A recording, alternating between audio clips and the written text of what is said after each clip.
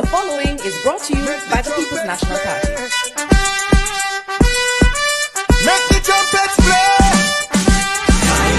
Jamaican people want better.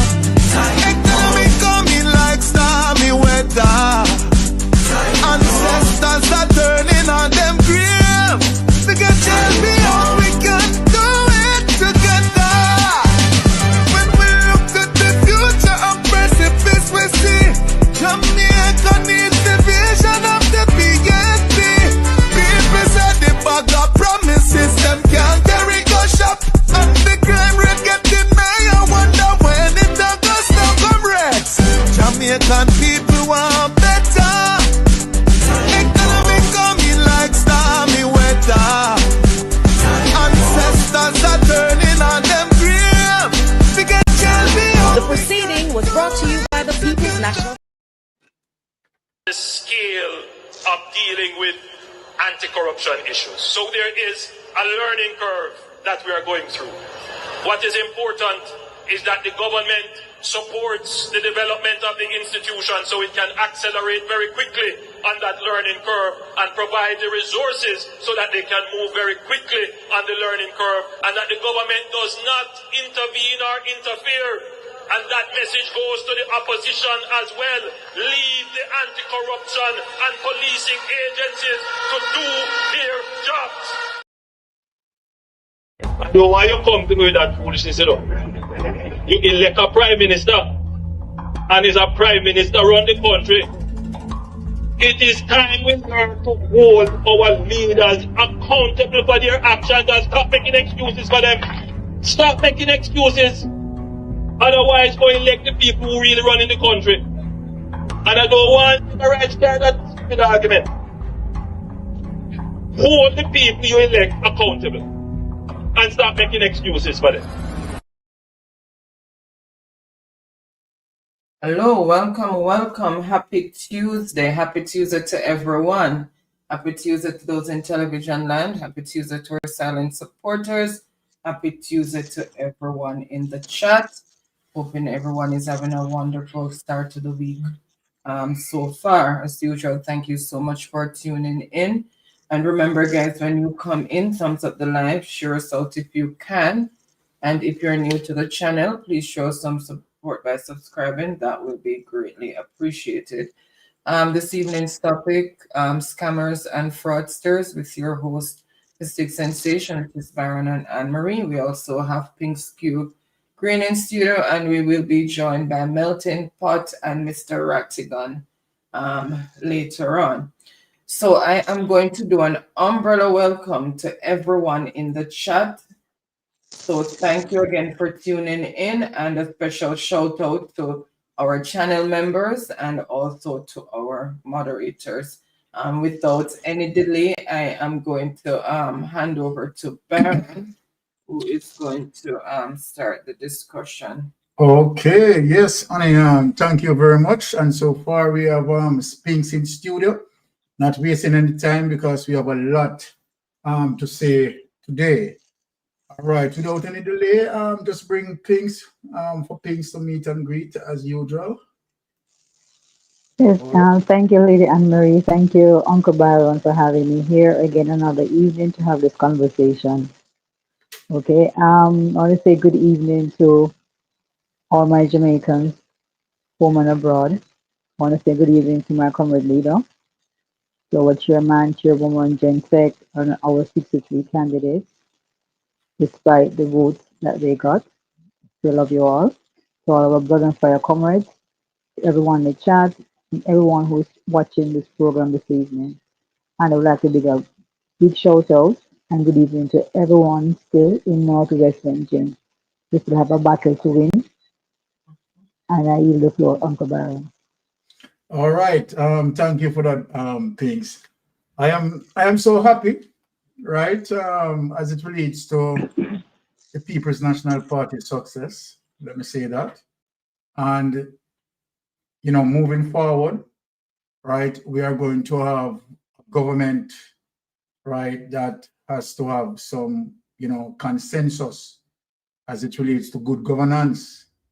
We know very well that this is not a situation where Andrew Holness, right, has majority in the sense of 2/3 majority in the lower house and 2/3 majority in the upper house. And having said that, right, we are going to break down some of the things that, of course, the People's National Party, right, will be pursuing in terms of taking back control of checks and balance, and where the issue where, you know, as it relates to when he had the 49, right, there was no checks and balance on the procurement system. We are going to go through that, right? Now, but, you know, we have voter suppression, right, to speak about, and let me just break down certain things, because we can't be saying that we have voter suppression and talking about voters apathy, right? Is either you have voter suppression or voters apathy. And let me say why that is. If you are going to say we have voters suppression, simply means the various means and methods used, right, as it relates to voters suppression, the stuffing of ballot boxes, intimidation, right, of people to vote, the delayed process, and so forth. We have witnessed that, right? And many of the rules as it relates to ROPA, right, has been broken. And so then, if you have many persons being turned off, right, we see situation where it is saying that roughly about 60%, right, of voters voting spoiled. And so then when you look at that, we couldn't be talking about voters apathy, because if all of that should be added, right, the people that turned out would be in their 50s, mid-50s, right? And so then I don't believe that it was voters apathy. Let me say that, right, from the get-go. I believe that there was tantamount of, you know, voters suppression, right across the island, right? Because we have evidence that we can identify that.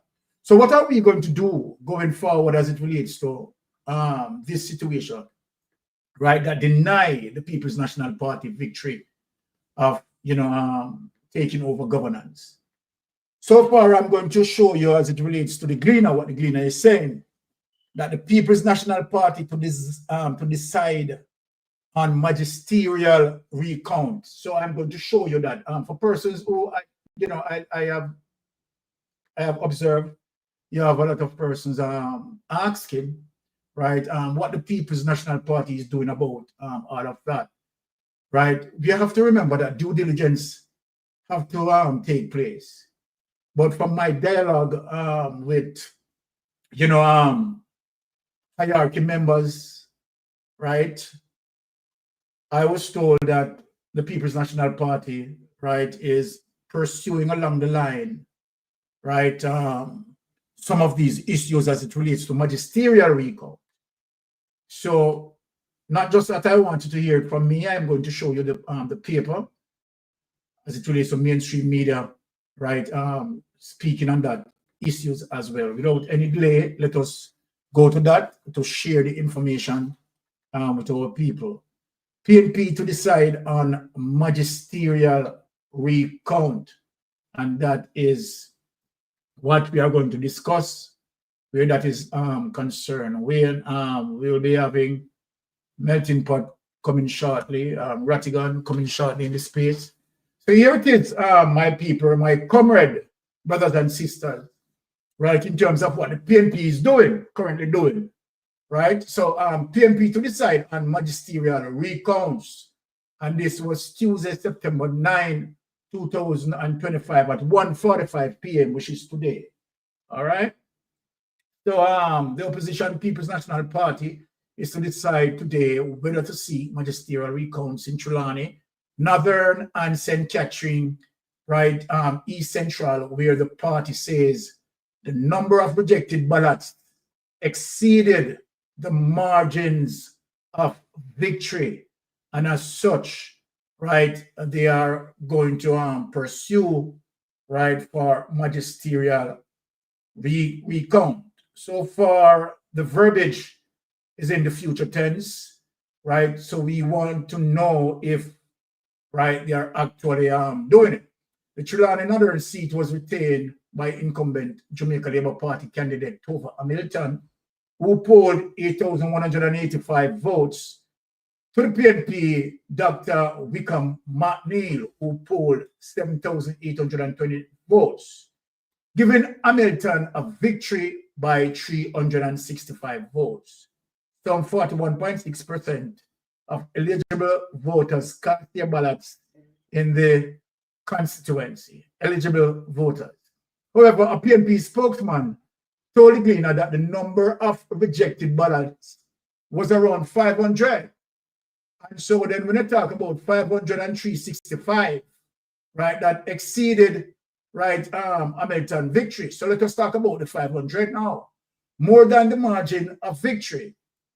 In St. Catherine, East Central, the JLP Orlando Terrylang polled 6,364 votes to the PNP Raymond Price, who polled 5,379 votes, right, giving Terrylang a victory margin of 985 votes.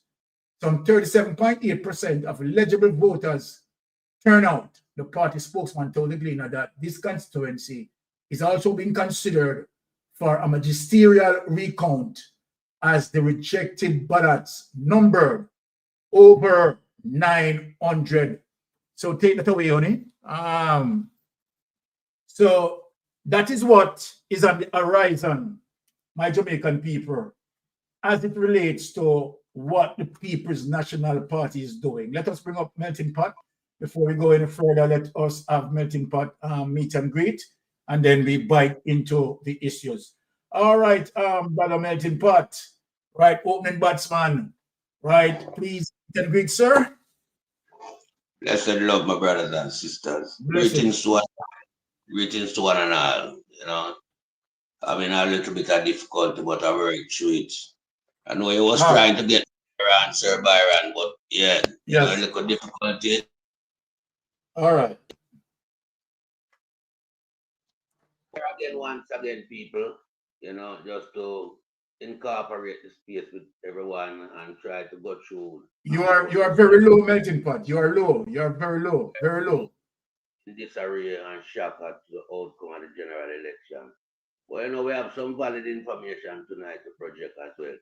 So we work along and dissect through that. Yeah. I must also bless up the lioness on the show tonight. Things you as usual. Yeah, technical director Lady Anne Marie and our host Sir Lord Byron, and you know, I won't take up much time. I'll let the program flow along. So enough love and enough blessing all comrades. Yes, Sir Byron, back to you. All right.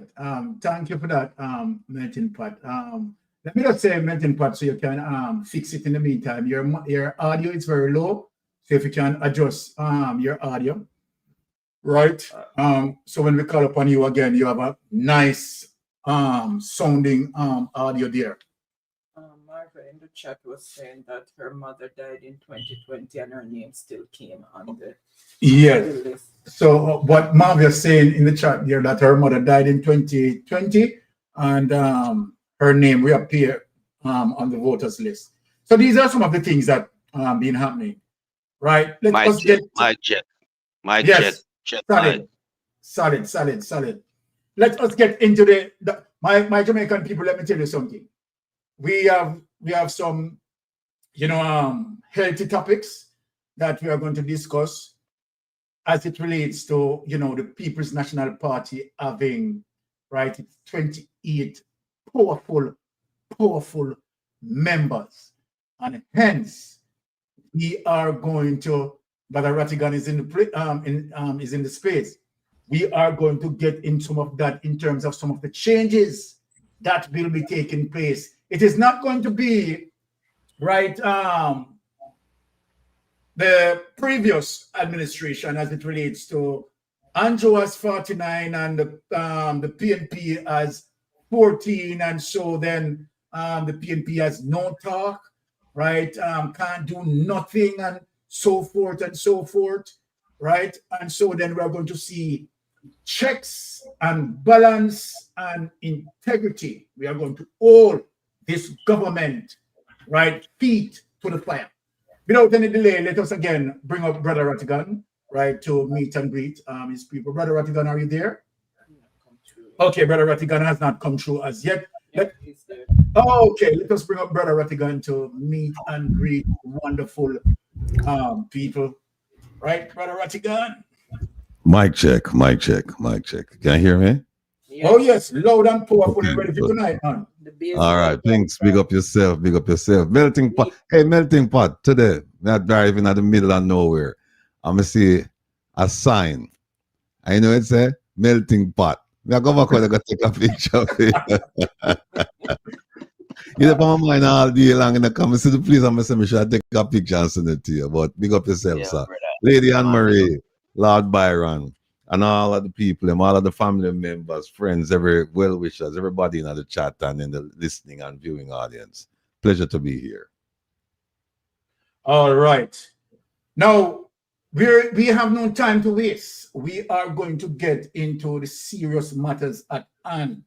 Now, my Jamaican people, as it relates to suppression of voter suppression.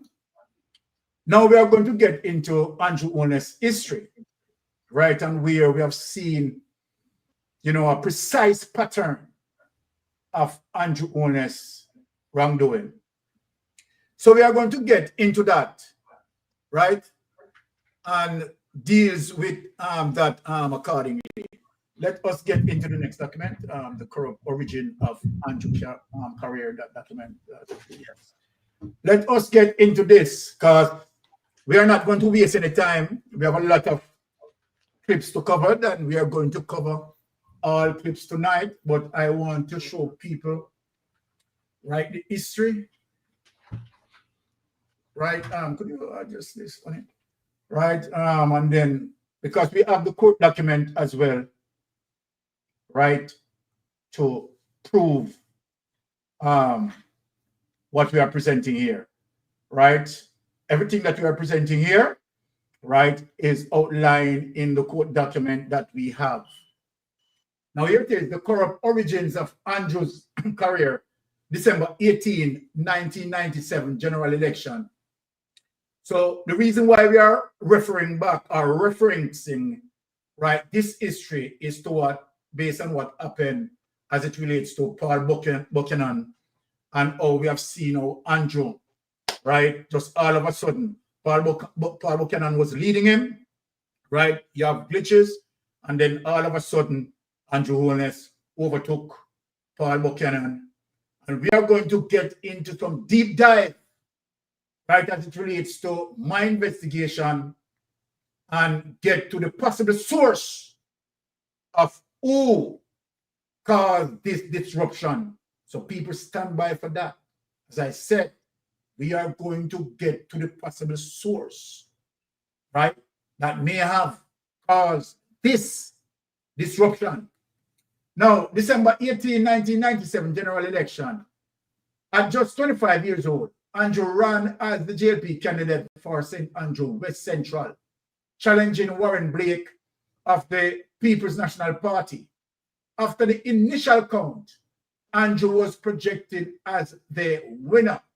However, when the Electoral Office of Jamaica released the full result later in December, they refused to declare a winner. This delay occurred due to several irregularities, including missing ballot boxes that is happening right now, and spoiled ballots significant enough to cast doubt on the preliminary count. December 28, 1997, judicial intervention recounts. Despite the chaos, Andrew was declared the winner, but the matter remained legally unsettled, leading to a magisterial recount which further delayed his swearing in.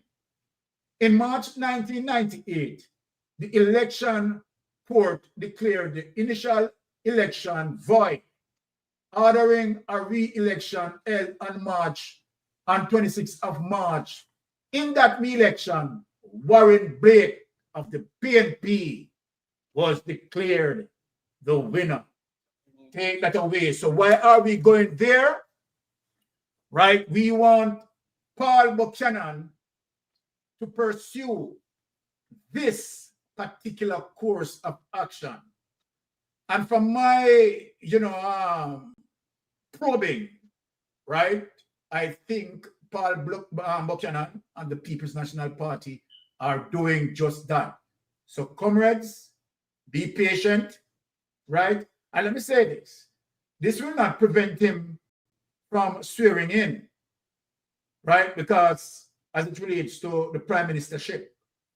However, we are going to pursue this case, right? And based on, the success of this case, if Paul Buchanan is successful in this case, then of course, we will have to have a recall in this matter. So the constituency, yes, people were not allowed to. And yes, other constituencies, they are pursuing areas like Trelawney, Dalrymple, right? They are also pursuing areas in Portmore, I think, where Terry Langton. Yes, so they are doing that, right? So let us see. So wait and see, my Jamaican people. So don't be disheartened, right? The People's National Party, they are doing their thing meticulously, right? And we hope that as please you can be updated in short order. Now let us go to the history of Andrew Holness, not only externally out of his party, right, where he has been accused. Andrew Holness, right, internally within his own Jamaica Labour Party has been accused. Look at this, my people. Look at this. For the same sort of behavior as it relates to that sort of bully-rising behavior, right, and intimidation, right? Before we get into that, let me just answer this. Oh, the caller came off. Okay. So let put up that document, right? Yes, Jamaica on track to having fixed election. I think it's a video, right? So let us have this, right, to show the Jamaican people, right? Andrew Holness' profile, right? He's very dishonest, right? And so, right, it's a situation that we have to take him, right, to where he can meet his justice. And, being, as it relates to the People's National Party, we are not going to let this one go. Let me say this, Jamaican people, right?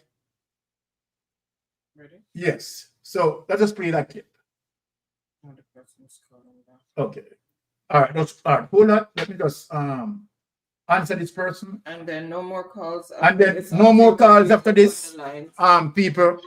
All right. Yes, caller, you're on the line. Go ahead. Well, what really happened? I don't know if you don't see it. This one, we're gonna have re-election in some constituency. Mm-hmm. Yes. It was I see it where Mark Gordon gonna take Andrew Holness to the court, and then the judge ordered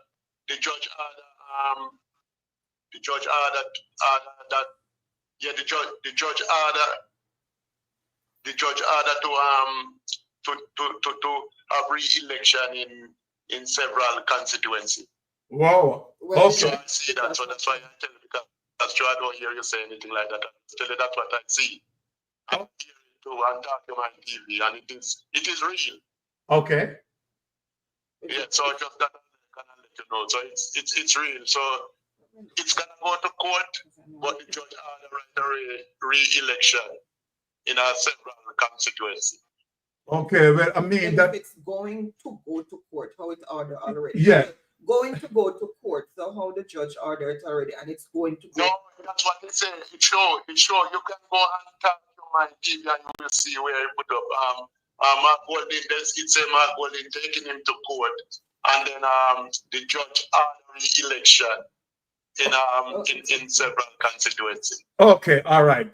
We thank you for that. So you can go ahead and check it out. It's real. It's real. Okay, thank you for that information. Okay. Welcome information, and Yeah. right, providing that this is facts, it is absolutely Okay, good news. it's not good. Go and talk to my TV. He come off now, but if you go on his page, you can see everything that he said. Okay, we'll be checking the Gleaner for that information. Okay, all right. Thank you. All right, thank you. Okay, bye-bye. Bye-bye. All right.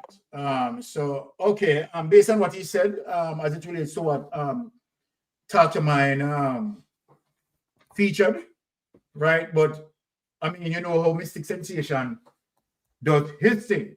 Mystic Sensation wanting, you know, facts as it relates to, not saying that it is not facts, let me say that. But you know, let us anticipating for more solid sources, right? Like in the mainstream media, right? Because I've spoken, right, to some of the hierarchy members today, and that was not communicated. However, right, that being said, let us move on where that is. Somebody said they just watched TVJ News and they never mentioned anything like that at all. Okay. Because if you're saying it's going to go to court, Exactly. it's going to in the future, how can the judge rule on it already? And that's why we have to be careful in terms of the information that we pass on to people. We have to test and verify, right, such information before we pass on information like that, right? So, Ready? yes, let us play this clip. Loads of people who are not delegates of this party. Mr. Horn trying them up here and walk through the crowd, overran the whole place, went down to the area for registration, overran that area. The electoral supervisors had to leave and abandon their station, and there was disruption for half an hour until we had to restore it and allow some more people to vote. Okay? What he has done is irresponsible and is outrageous and is unworthy of him as leader of the Jamaican. 7 busloads of people who are not delegates of this party. Mr. Horn is trying them up here and walk through the crowd, overran the whole place, went down to the area for registration, overran that area. The electoral supervisors had to leave and abandon their station, and there was disruption for half an hour until we had to restore it and allow some more people to vote. Take it away. Okay? What he has done is irresponsible.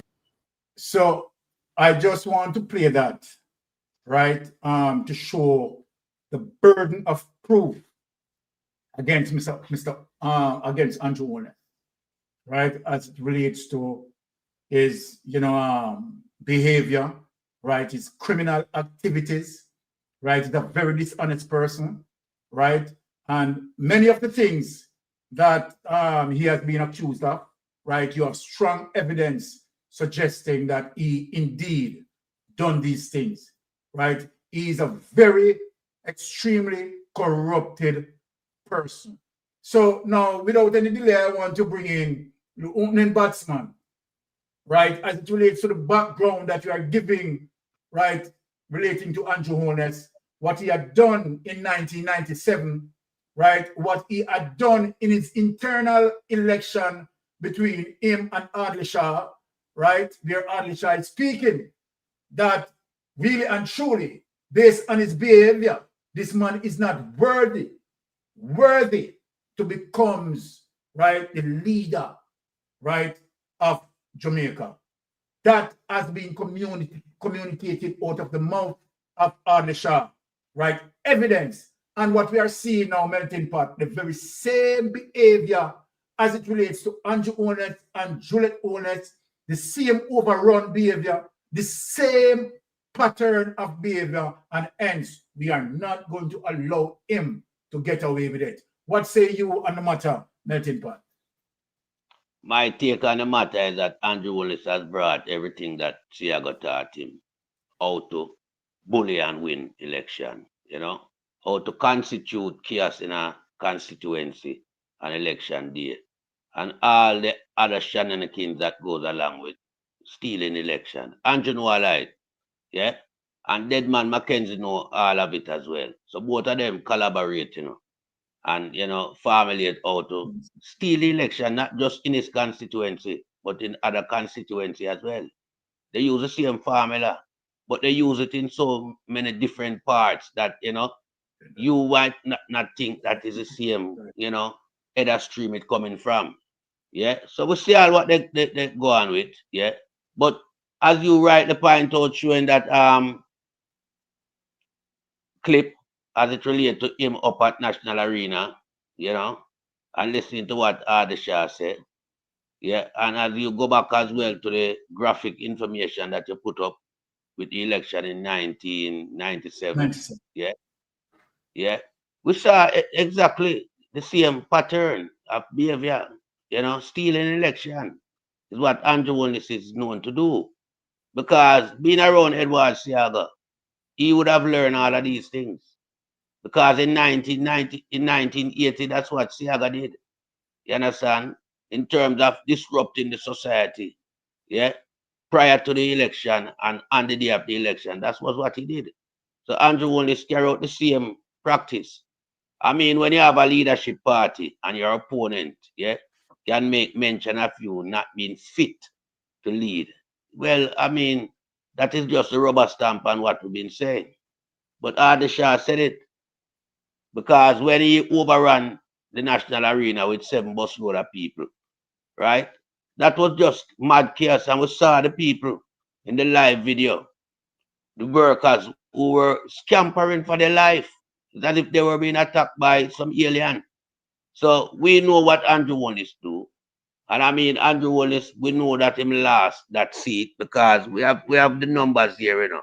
And the more you look through the numbers, then it's more depressing because we can see where Andrew Willis get 2,292 out of the last boxes, you understand, while his opponent only polled 86. You understand? And prior to those last set of boxes that caused the chaos, yeah, and the boxes that show that there was malpractice within that constituency. Mr. Paul Buchanan was, you know, outscoring him all along. Yes. And he know that Mr. Paul Buchanan had the majority. So what they did, the game that they played, internet went down, no counting was seen coming in from that constituency into the counting center. And then all of a sudden, it come back, one go, this man total so much, it's unbelievable. But what they didn't remember to do was to keep the numbers below the amount of people that is registered to vote in that constituency. If you add the two numbers together of both opponent and the day, and based on the average of the voter turnout island-wide, Andrew Willis' constituency was showing almost 100% turnout voter. So, you know, that doesn't match up with the statistic on the day as it relates to the low voter turnout island-wide. But here is Andrew Willis' constituency showing almost 100% voter turnout. Unbelievable. But Andrew Willis forget that Paul Buchanan was the campaign manager for Patrick Roberts, and he knew very well about that division. He know how much people is in there that is eligible to vote. He has canvassed that constituency for so much, you know, election that he know it like his hand back. Yes. So Andrew Willis and his hierarchies, yeah, carry out a vicious malpractice as it relates to suppressing the people's rights, the people's democratic right, but as it relates to their voting. You understand? He carry out all various type of practice. In Mall Road era, when he passed through and see the crowd that the comrades were having on the ground, it is said that he went away and in no time the place was swarmed with police, even police from SWAT. We had seen that. And them disrupt the place, right? Them close down all polling station. You have polling station that was what 300 yards away, yeah. Yes. And the box went on a island wide tour or a what do you call it now, a regional tour of the constituency before it come back. All these are malpractice. Andrew Wallace must not be recognized as a member of parliament or even the prime minister. That seat has to go back through the court, and it has to have a rerun, not a recount, a rerun of that seat. Yeah, Agreed. and several more. And we know the seat them that need to rerun, not recount. Right? The one that they are trying to steal in Central Kingston. Yeah, Steve McGregor. Steve McGregor is the winner because Steve McGregor was trailing Donovan Williams. But when it comes to where Steve McGregor pocket of supporters is in the constituency, he got the majority. But it wasn't any euphoria surge like what we see in Andrew constituency. And Steve McGregor win that seat by 12 votes. And they want to bring it into disrepute and talking about the fine other ballot paper that were in box or some envelope, something of those sort. But we remember that, they said the final count from the room that was giving out the numbers as it related to how many boxes have been counted. And they confirmed it, the EOJ confirmed that's the final box. So where did the other box were? Where were the other box? For you to be coming now and say, well, they find vote stopping envelope and boxes. Stupidity. But we know why they want to protect this individual. Can mix up. I yield back the floor. All right. Thank you for that, melting pot. Let us move to our next panelist. Lady Spinks, come into the space and give your 2 cents or dollar. Either right. Okay, then, Uncle Byron. Yeah. In addition to what my brother and comrade Melting Pot said, I'm going to add some more information about the election in Andrew's constituency that day.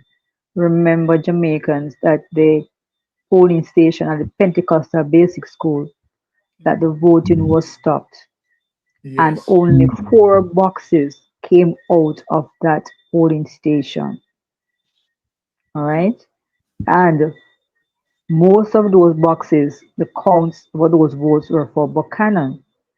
So the question is, what happened to the other boxes in that polling station? Yes. And if the numbers we are seeing now went over the amount or give us 100% voter turnout, something is wrong because they are still missing boxes from polling station at the Pentecostal Basic School. Okay, so hold on, Spinks. Okay. As it relates to that era where those 4 boxes came from, right? That era, how many boxes were supposed to be there? I don't know. I need to check it out to find out how much boxes were supposed to be at the Pentecostal Basic School because it should be more than 4 boxes. Okay. All right. Yeah, we You will. understand? You understand my point? No, Yeah. we see the history, the MO of Andrew Ernest. A thief is just a thief. The kleptomaniac is just a kleptomaniac, and there's nothing we can do to stop this man unless we put him before the courts. And I'm happy that Paul Buchanan, and I give my full 100% support behind Comrade Paul Buchanan for taking this issue further, because this man has to be put in his place, and the right place is in prison, and to be given a short pants to wear. When we look at all the rules that were broken right across the 14 parishes, right across the 63 constituencies, every PD rules were broken just to suppress voters from voting.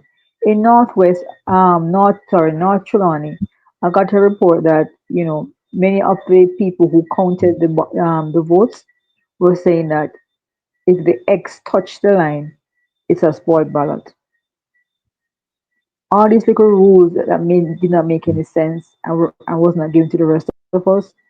And we all know that from the training, if the line, 2 lines from the X cross over into the from that box into another box, it is spoiled. So you have to Yes. make your X small enough to fit inside the box and does not touch the line. And even if it touches the line, it's still not spoiled. But many laborites, are not intelligent people.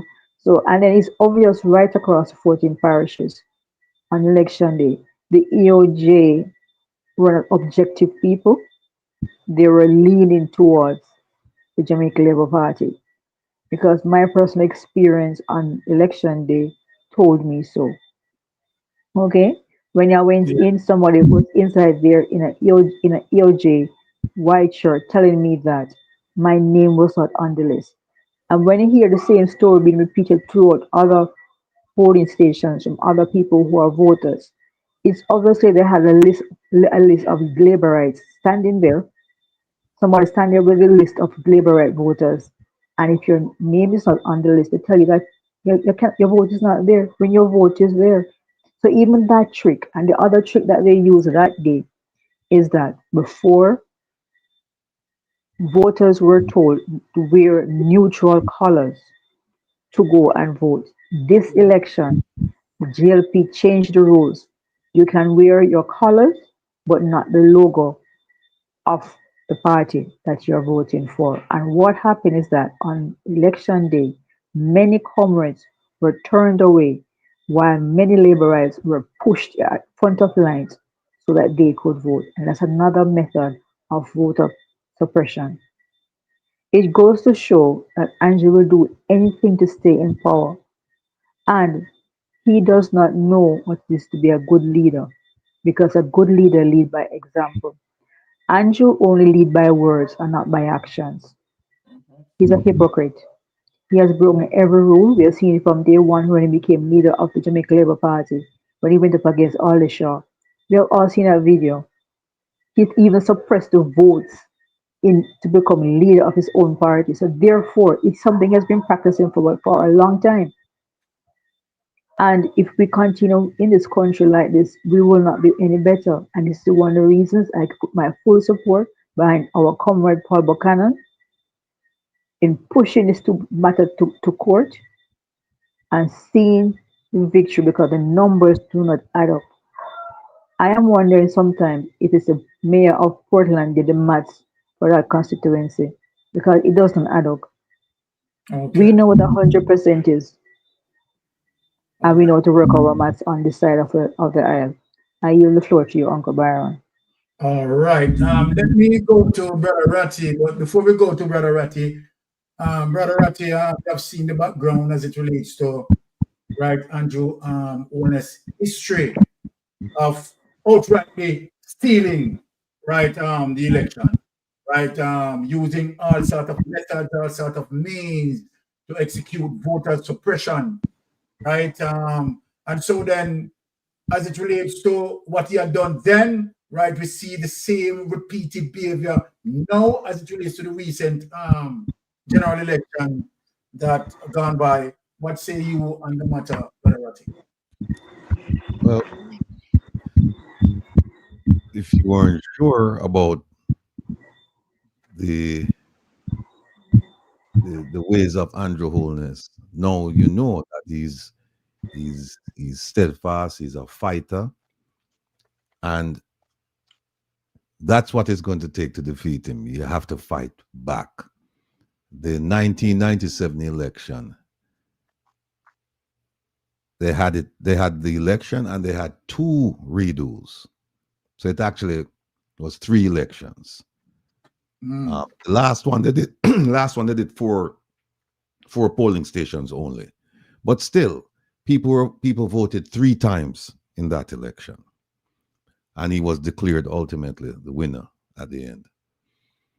What's interesting to me, I read the report for the 1997 election. Couple of things. The Carter Center, and people have heard me talk about the Carter Center as an oversight group for elections. The Carter Center was in Jamaica for that election. It was led by former President Jimmy Carter, God bless his soul, Colin Powell, so he was there as well. Evander Holyfield was there. And one of the things that they complained about was the EOJ. This is 1998. They were complaining about EOJ. And here it is, people still complaining about EOJ. They can't get it right. Is it by design or is it by accident? Or is it by negligence? Or is it by choice? Is it by choice? By design, yeah. That's what, they were complaining about them way back when. And they're still complaining about it. Now, let me just correct some of the things that people have been saying out there. And I'm sure it'll probably, if you open the phone lines, you'll probably hear them tonight. So let me just kind of correct some of them. You can't go to court. You can't just get up and go to court.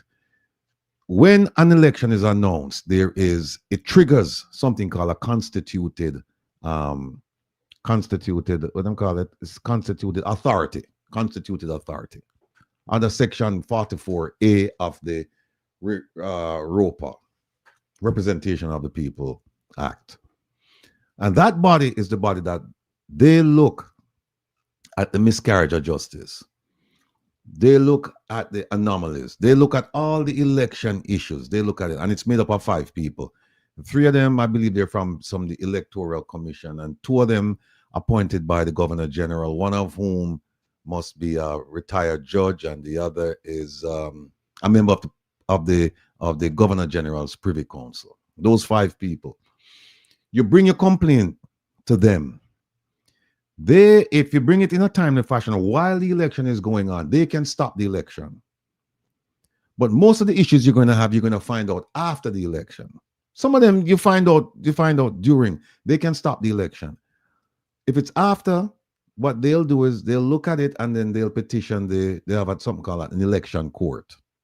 I think it might be a subset of the Supreme Court. And they bring it there. Now, here's the interesting thing. Anybody can bring an action on behalf of the candidate who's complaining. Anybody can bring an action on behalf of the constituted authority. Any citizen can bring an action. And then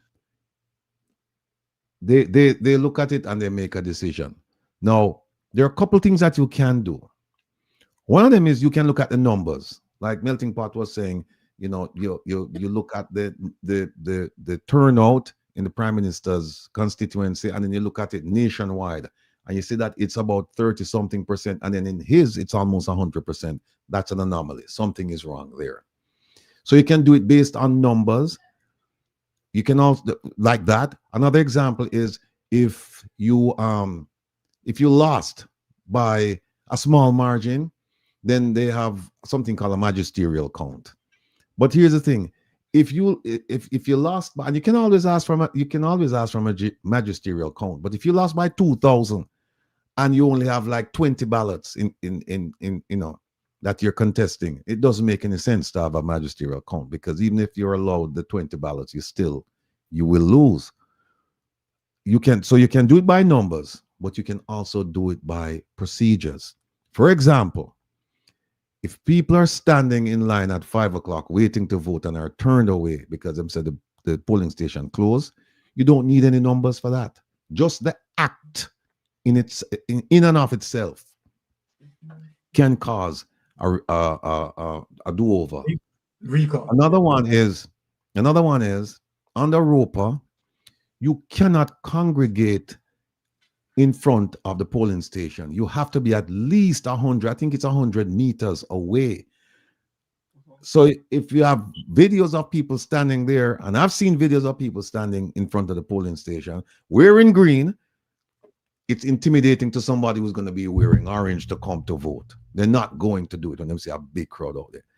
That, again, is cause for a redo of the election, because people keep in mind that under the Constitution, you have a right. It's not a privilege. It's a right to vote. Nobody can stop you, provided that you satisfy the requirements, that you register, that you're not insane. You're not in prison. I don't think prisoners can vote. And they have some other things, that some other disqualifiers. But as long as you are a Jamaican citizen and you qualify, nobody can stop you and your name appear on a voters list in a certain constituency, you have the right to vote. And if you're denied that, Ratty, hold on there. Sorry to break your concentration, but just let me ask you a question because I want the people to follow you. So basically, you're saying that Paul Buchanan best bet to challenge Andrew Holness is on the basis of procedure and not count. Because I do both. If I were advising him, I do both because, like Yes. Melting Pot said, and we all saw it. Where we were here last week, Wednesday, a week ago. No, actually, 6 days ago. Yeah. When there was a blackout, we couldn't get any updates, and he was Yeah. behind by a couple of hundred votes. And then when they returned, him up by 2,000 or something like that. Yes. Right. So I would challenge on both. I would say, but essentially procedure. And procedure. Yeah, because procedure, you don't even need no numbers. You just need to show that, hey, people were denied the right to vote. They closed on the polling stations, or people gathered in front, and it was pure and simple intimidation, or somebody went inside the polling station when they shouldn't have been inside the polling station. All of these things procedurally, it taints the process, and so they'll just say, all right, you know what, we just have to redo this thing. So for that, you really don't need no numbers count. You just need an incident. And that's the end of the story. So awesome. Yeah, if I were advising him, I'd tell him, yeah, you can challenge on the numbers, but I would also challenge. Here's another point we need to bring out. There's a difference between spoiled ballot paper and a rejected ballot paper. And the critical difference is this. A spoiled ballot paper, and let me just think about it just for a little bit, because I don't want to give anybody the wrong information. A rejected ballot paper is one where it's deposited in the box, and when they're counting, they find something deficient about it, and then it's rejected. You can't, because remember now, you don't know who put that inside there. So once it's rejected, that's it. You can challenge it, but you can't find the person who did it and say, hey, what was your intention? With a spoiled ballot box, it means that the ballot paper that they gave them, the printing was wrong or something like that, and they brought it to the attention of the person in charge at the polling station, and then they were given a new ballot paper. But that ballot paper, they have to put a hole through it. They have to put something so that nobody can use it. Or you may have put an X for a person mistakenly, and then before you submitted it, you say, wait a minute, no, this is not the person I want to vote for. So then you bring it to the attention of the person in charge of the polling station, and you say, look, I put the X, but I put it in the wrong position. I don't want to vote for this person, so I need another ballot paper. So this one is spoiled. So that's the difference. That's the key difference. One of them will enter, one of them you turn it over to the person in charge, and they give you a new ballot paper so you can vote. Another one, it's in the box, and then when they start counting, they say, well, wait a minute, we have 2 X's here, so we have to reject it, or we have an X where they intersect, and you can't really tell because they intersect on the line, so you really can't tell the intent of the person, and they'll say, we'll just reject it. Now, there have been cases where the lines from the X went into the box below or the box above. And what the courts have done, they said, look, let's look to see where the lines really intersect, because this will give us an indication of the person's intent. What was the person's intent? So some courts will not just outright reject it. They'll say, let's look to see where the X was made and where the extensions are. Because if the 2 lines intersect in a particular box, but then they tail off into a second box, then they can say, no, where the 2 X's, where the 2 lines met, or where the 2 lines meet, that's the person's intent. That's who they wanted to vote for.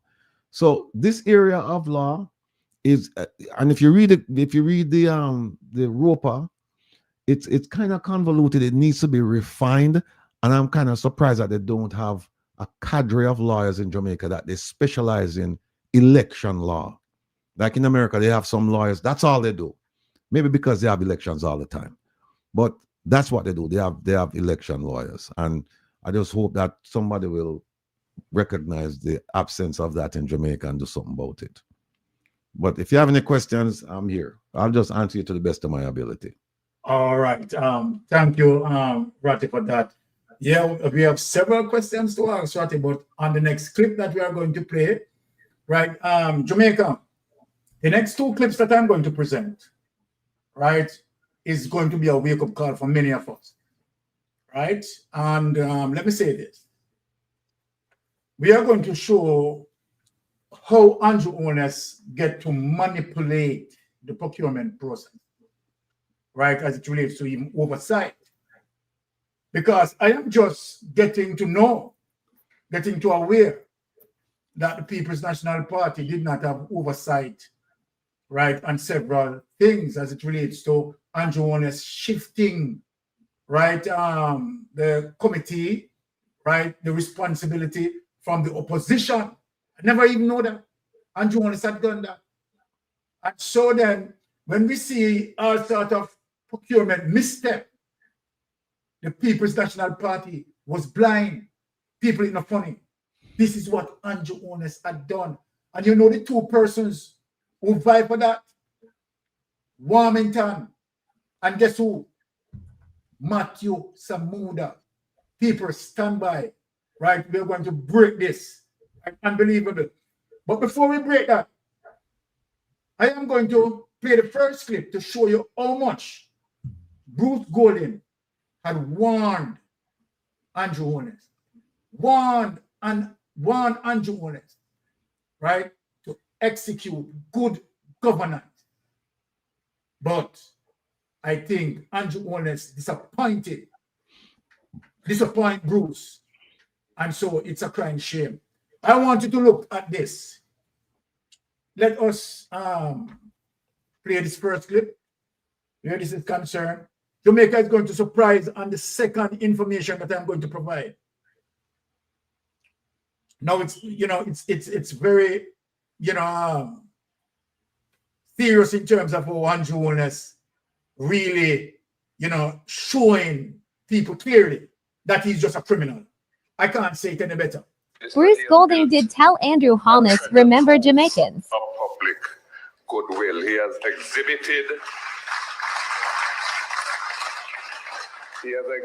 a style, a commitment, an energy, and a determination that has resonated with the Jamaican people. But I want to make it very clear that that goodwill that he enjoys is very delicate. It's very fragile. It has to be handled with the utmost care. It is something that can vanish in the twinkling of an eye. So it has to be protected and preserved because he is going to need it in order to mobilize the country to confront the many challenges that we face. And we are going to need the public goodwill that he enjoys when the next elections come around. When we mess up, when we screw up, he's the one that gets the blame, not us. He's the one that gets fried in our fat. If we do our job well, with integrity, and in the best interest, not of ourselves, but of the country, we not enhance it, we strengthen it. If we screw up in doing that job, if we make the mistake of believing that the assignment we have been given is something that we are entitled to because we are good laborers, if we believe that we are put there to pursue our own interests or feather our own nest, then we're letting down Andrew Holness. We're cold in the game. We must not let him down. I told him last week that he has accumulated political capital that I wished I had had. I said to him, as my leader, as my successor, and as my friend, you have that political capital. Don't be afraid to use it. Now take that away. Jamaica, let me say this to you. Andrew Holness sat there and listened to Bruce Golding. Listen to Bruce Golding. But yet, what Andrew Holness had done after hearing that showed Jamaica that Andrew Holness is nothing but a reptile, a cold-blooded person. Cold-blooded person. Andrew Holness premeditatedly planned to pilfer from Jamaica. And even in spite of what Bruce Golding was saying then, Bruce Golding couldn't have stopped him because he had fully made up his mind that his wealth is going to come from the back of poor people. Fully make up his mind. I am going to show you how Andrew Holness and his administration blindfolded the People's National Party as a result of them having 14 members, uses 49 to take away, right, the oversight committee from the People's National Party. When I saw that, my blood run cold to know that this is the reason why even Darrell Vaz can do what he had done, giving Darrell Vaz access to our treasury to take out $1.4 billion because the People's National Party did not have any oversight, my people. From 2020, Andrew Holness administration had taken over the oversight responsibility from the opposition.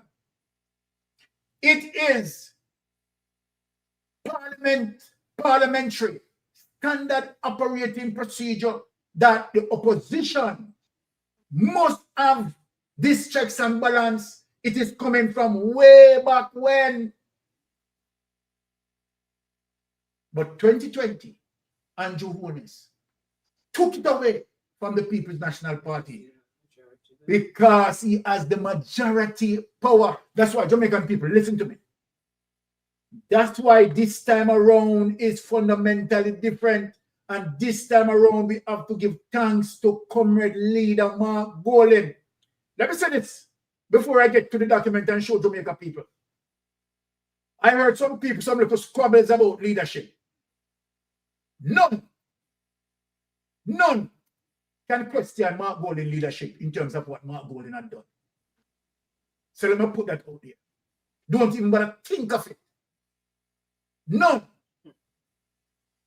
Because what Mark Golding had done as it relates to the People's National Party, uniting the party, bringing the party forward and achieve a 100% victory in terms of adding 14 more members of parliament to fight this, what I'm going to show you. This is going to be the first fight for the People's National Party to make sure that the oversight committee for certain report being handed over. And if that cannot happen, guess what? Use your strength in numbers to stand up on Andrew Holness because you have the strength now. Then you never have it. You have 14 members and you use 49 to run over you and crush you and take on these oversight responsibility. We need a reset of the oversight. So Mystic Sensation is telling you. We need a reset. Let me get into the document and show my Jamaican brothers and sisters what Andrew Holness, you understand, as a result of Warmington and Junker Jacket. lead the campaign for Andrew Holness to do that. So Andrew Holness, Matthew Samuda, right, and Warmington have blindfolded the People's National Party. Let me show you Jamaica. Without any delay, let us lift up that information. We are going to show the people what Andrew Holness had done. Vicious. And he had done it to the fact that he wanted to steal our money. The only reason why they had done it, my Jamaican people, is to steal taxpayers' money. Let me go into this document, people. Unbelievable. Here it is, my Jamaican people. Here it is. Editorial Reset House Committees, published Saturday, September 6, 2025. When I saw this document, I couldn't believe it.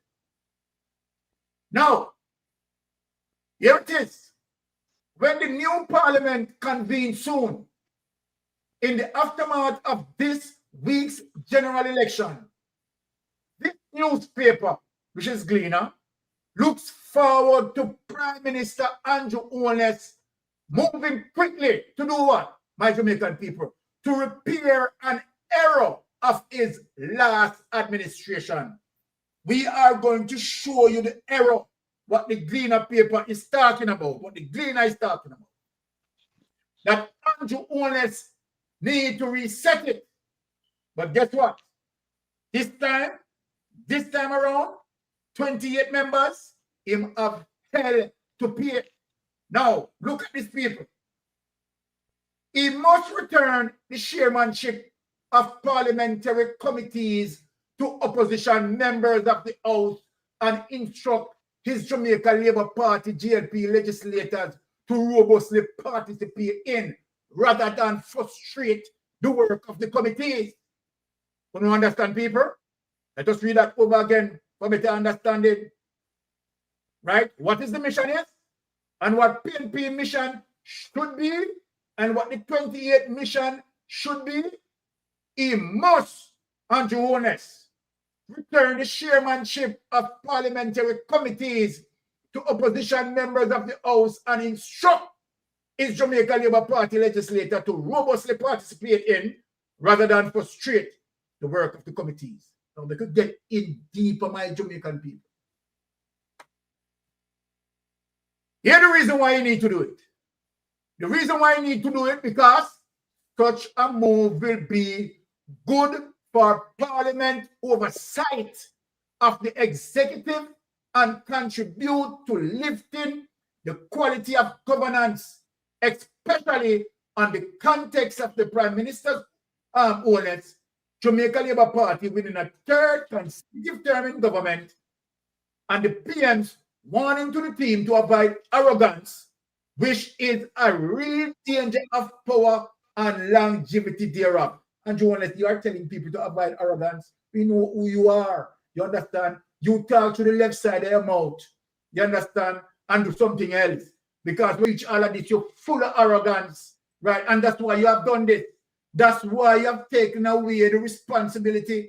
You understand? That's supposed to be held by, right, the opposition. This is standard operating procedure. This is parliamentary standards. Now, watch this now, people. Currently, the standing orders, not going on, people. The standing orders, Parliament's rule book, Parliament rule book, legislate the chairmanship of 3 of 13 standing committees. Now, people, let us get into it now. The Standing Order Committee and the Committee of Privileges, which are to be headed the Speaker, and the House Committee, which deals with the physical conveniences and comforts of the legislature, which is chaired by the leader of the House. However, right? However, listen now, people. It is a long-standing convention because they are showing you what happened now, the thing transfer. You understand the Speaker of the House, Juliet Holness. You understand his wife. You understand take charge of them something. Yeah? No, watch it now. However, it is a long-standing convention that the Public Accounts Committee, PAC, I want to write down that. Let me write it down, PAC. right? However, it's a long-standing convention, right, that the Public Accounts Committee, PAC, and the Public Administration and Appropriation Committee are chaired by opposition members. This is what Andrew Holness, Warmington, and Matthew Samuda, right, bullerize the People's National Party and take these responsibility from them. So that's why you find it's how people them can dip, you understand, and double, right, in a taxpayer's money because there's no oversight, because they have intent, you understand, to commit robbery against the people. What's this now, people?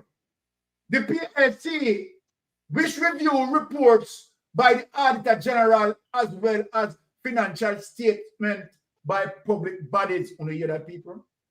While the PASC's responsibility is the real-time oversight of expenditures of government ministries and departments.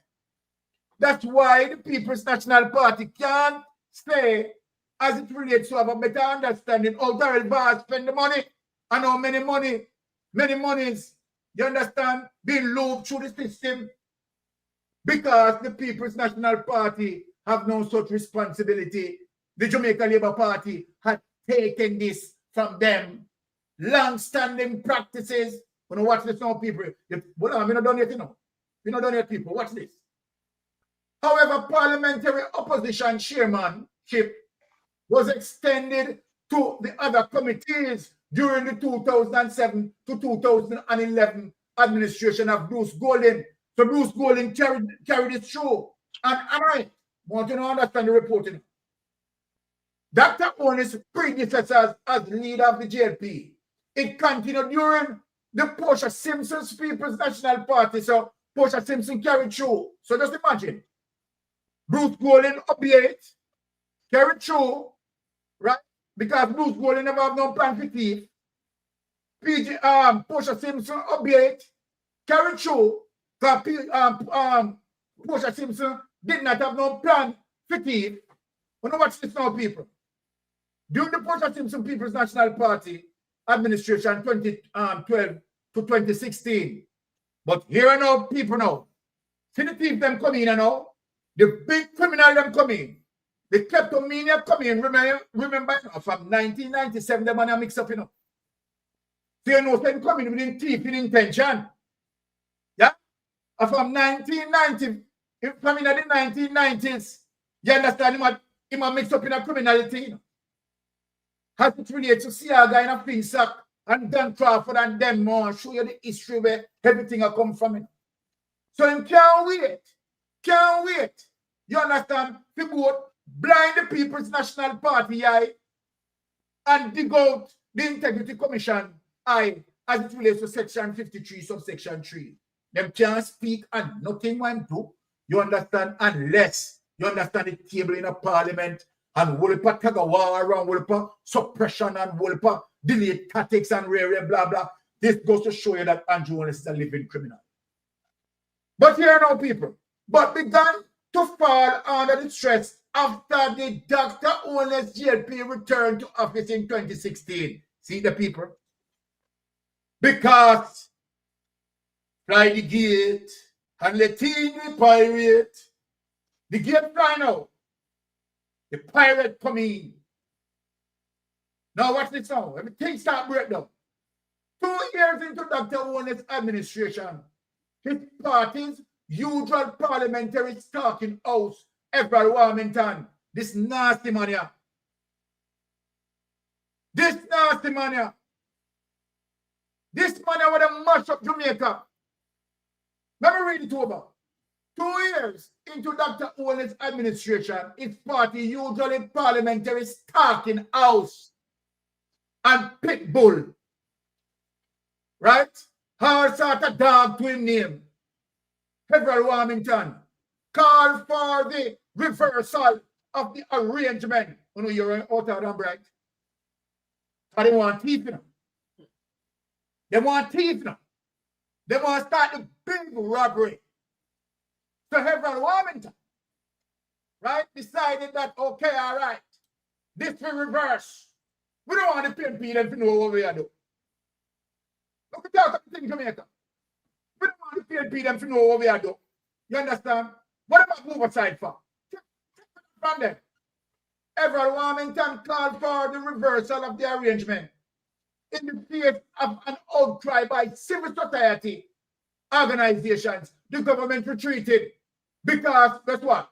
When the first time, there was an outcry in the society, in a civil society. Say, no. Check and balance and go on. It can't happen.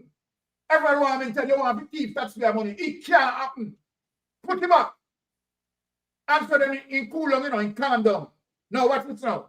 Until it was raised again months later in October 2019 by who? The then leader of the House, Carl Samuda.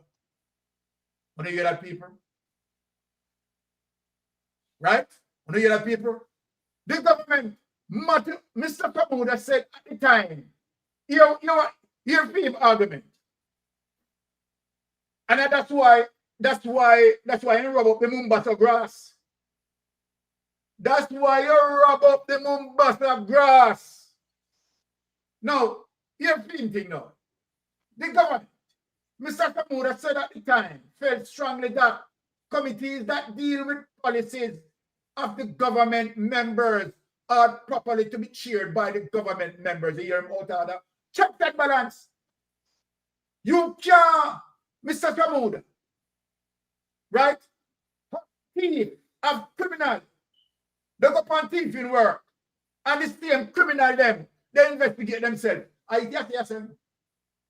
You are saying the criminal them when they match the criminal work must investigate themselves. Let me read it with the people understand it.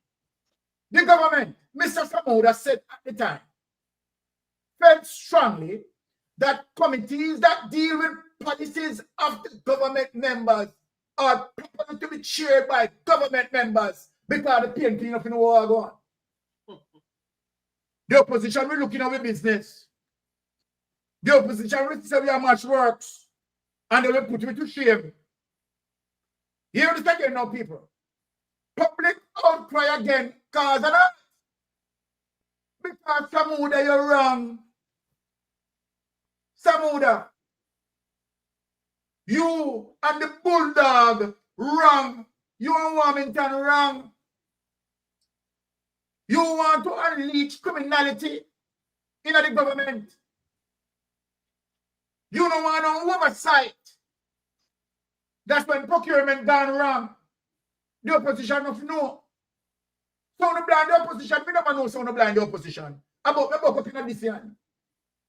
About me buck up in this year. We shall me come show my Jamaican people there. So no one no oversight. Now, let us get into this now. Among those who disagreed with the government's intention was Mr. Golden, of course. Because Mr. Golden carried through. Mr. Golden now go agree to that. Bruce Golden now go agree to that. People bash Bruce Golden. But sometimes some things were right. In this particular case like this. But we still bash Bruce Golden, because of him. Let go and do all this farming, Me now make him save the truck tonight. Although I might defend this, which is right to do, me still bash him. Because of him unleash the demons on us. So Mr. Golden, you need some holy water and crossing. You need some holy water and cross, and I'll wet you with some holy water on the cross tonight. Because although you defend this, which may agree with you to defend this, right? You have to take some responsibility for letting these demons upon Jamaican people. Now, I'm going to back that over. Among those who disagreed with the government's intention was Mr. Golden, the GLP's former leader. He gave sharp shrift to the administration concerned that the opposition use their positions at the helm of the committee to make the government look bad. So Bruce Golden is only making reference in terms of what the government has said. You understand that? Then we make the if the opposition keep these responsibilities, right? Over the being the oversight committee, right? They will make the government look bad. Then hold on. Now the government is supposed to act in a way, you understand, so that the opposition don't have nothing bad to say about them. Because they know say them are all criminal on it. You understand? And them go do criminal activities. And them know that they are going to be exposed by the People's National Party. 14 members, but myself on the backside now at 28 today. Surf on the backside now. And we want back this. Maybe we want to know.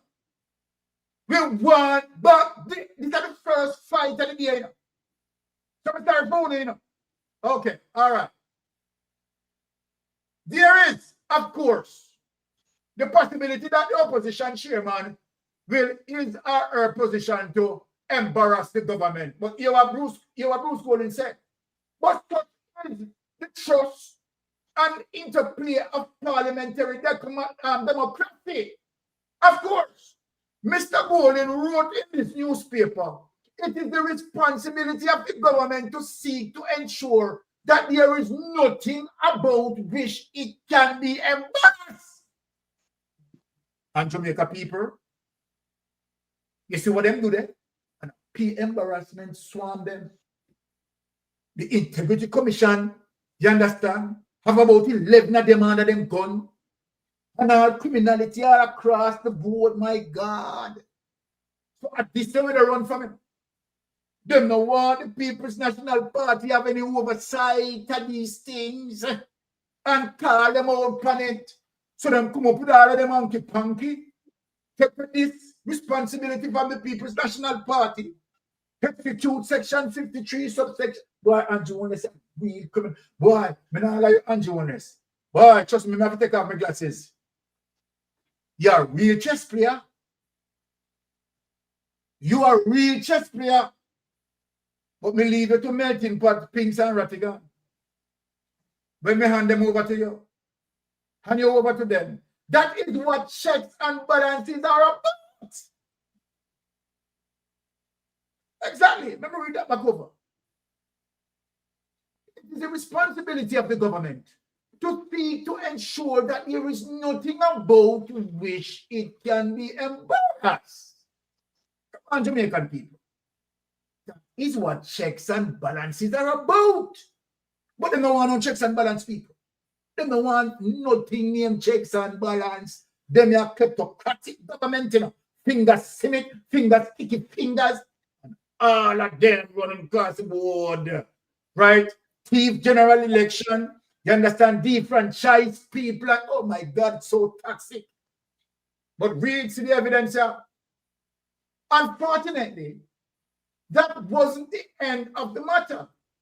After the 2020 general election, when you look at our people, in which the GLP won in a landslide, got them ready feet now, them have landslide victory now, people. And so now them go bully rise now, you understand, and take it over from the PNP with 78% of Parliament's 63 seats. Dr. Owens ignored suggestions, yes, because he might got double. Yeah, look here.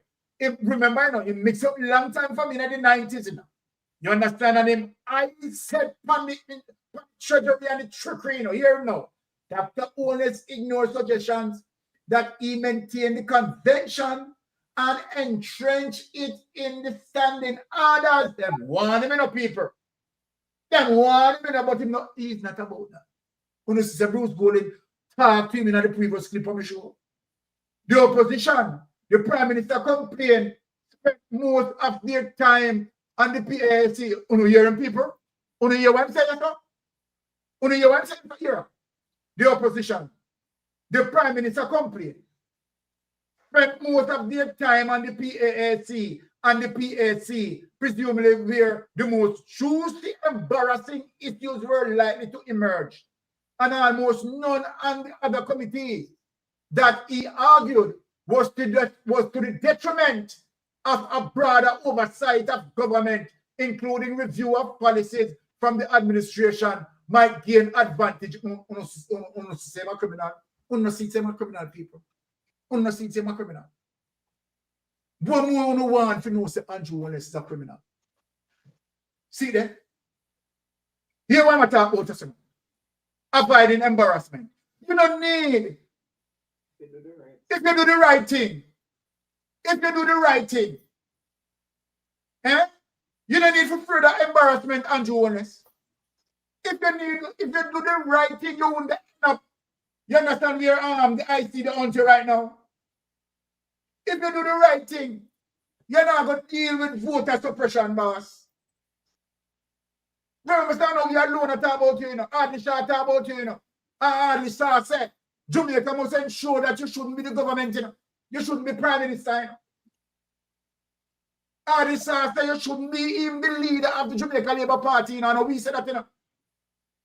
You talk about avoid embarrassment because you know you're a criminal. You know you're a criminal. Watch this on people. First, as we did when he first made them, this newspaper agrees with Mr. Gold in 2018 observation about the posture of the opposition parties and legislators in the interplay of democracy and how government are to conduct themselves to avoid embarrassment. Boy, Mr. Bruce Gold in the friend there, so I shake you. I'm glad that you come out, Mr. Bruce Gold, and hit him. Because him forget it, more criminal. Indeed, government chairmanship of the committees, other than the PAC and the PAAC, has done little to enhance, as Dr. Owens claimed it would. You see, no actors now, you understand, say, they don't do nothing, they don't go with nothing. You understand, the oversight of the executive. The committees have been largely stagnant. You hear him? With all of them lies, that dirty, nasty lie. Their meetings, when held generally, fail to get the substance of issues, becoming mostly chorus lines in praise of policy. All of the things they want to bring up, you understand, because definitely they might go take it from them. You understand? So bring up all of them fault and all of them excuses. A real thief, you know, because the first one discredit them. Just like what I do with the IC. Just like what he did with the IC. Discrediting the IC. Same behavior. How criminal listener, man. At the same time, the opposition chairman of the PSC and the PSC often complain of an inability to find quorums for sessions because they claim of deliberate actions of government members who enjoyed weighting majority on the committees. It's not going to happen again, though. Not going to happen again, and Joe, so prepare for this. You understand how we want, but that a significantly reduced majority in parliament might cause the government instinctively believe that maintaining control of the committees is to its tactical advantage, but we disagree. So, Andrew Honest, I'm in your administration, I'm going to talk to you, Andrew. Within your new administration, Juliet Honest, and I ask you this in Andrew Honest. Me the picture this. Juliet Honest can't be the speaker of the house. And now going to be the speaker of the house. You like what I say, Andrew? Eh? You don't like what I say? Tell me to tell you that. Juliet Honest. Yeah. Be the speaker of the house. But then mash up your dolly house. A significant reduced majority in parliament might cause the government instinctively believing that maintaining control of the committee is to its tactical advantage. No tactical advantage, we want it back. This is the first business of the day. Jensen, we want to listen. Marky G, we want to listen. ISAT BUCHANAN, we want to listen. The first business of the day, listen. We want back that oversight. Right? We disagree. With its 5-seat buffer, the administration has a clearly workable majority in any event in its third consecutive term, but faced with a fostering mistrust of the majority of voters, only 39.5% voted in the election. You understand? Is still a minority government. Take that document away. We only want to show. Let me just go to the panel. Melting pot. lead out as it relates to the leading batsman. Come in, Melting Pot. Yeah, I was see where Andrew Wallace use parliament, and if I use a narrative, it's like having a school without a principal. Yeah? Because under no circumstance, yeah, you cannot take away the responsibility role of the opposition as it relates to the oversight committee chairmanship. That belongs to the opposition at all times. Whether you have a majority or whatever the cause, it doesn't matter the size of your majority. Yeah? That responsibility belongs to the opposition at all times. It cannot be challenged and it should not be disputed. So Andrew Holness bully his way to illegality, the process of illegality. And he was making reference that he doesn't want to face embarrassment from the committee. But even when he had his wish, he still ended up in a lot of embarrassment. So you can imagine what this guy, idea from day one was all about. It was about criminality, not running the country as a prime minister, but running the country as a bandit. And this is why we find $3 trillion unaccounted for, because there is no oversight committee to challenge that. This is why Pumvas can dip him and take $1.4 billion. As we hear, no one signed to it. No one did approve of it. So it's a school running without a principal. That is how Andrew Wallace orchestrated the parliament. But this time, as we know for a fact, he cannot even attempt to. Because the 28th is sufficient to push him back on any and everything. So this is the time when Mark Golding and the opposition members them can, make him become a sitting duck or a lame duck for a lot of his nonsense policies. Because this guy don't have any real policy, This guy policy is to suppress the people and rob the people.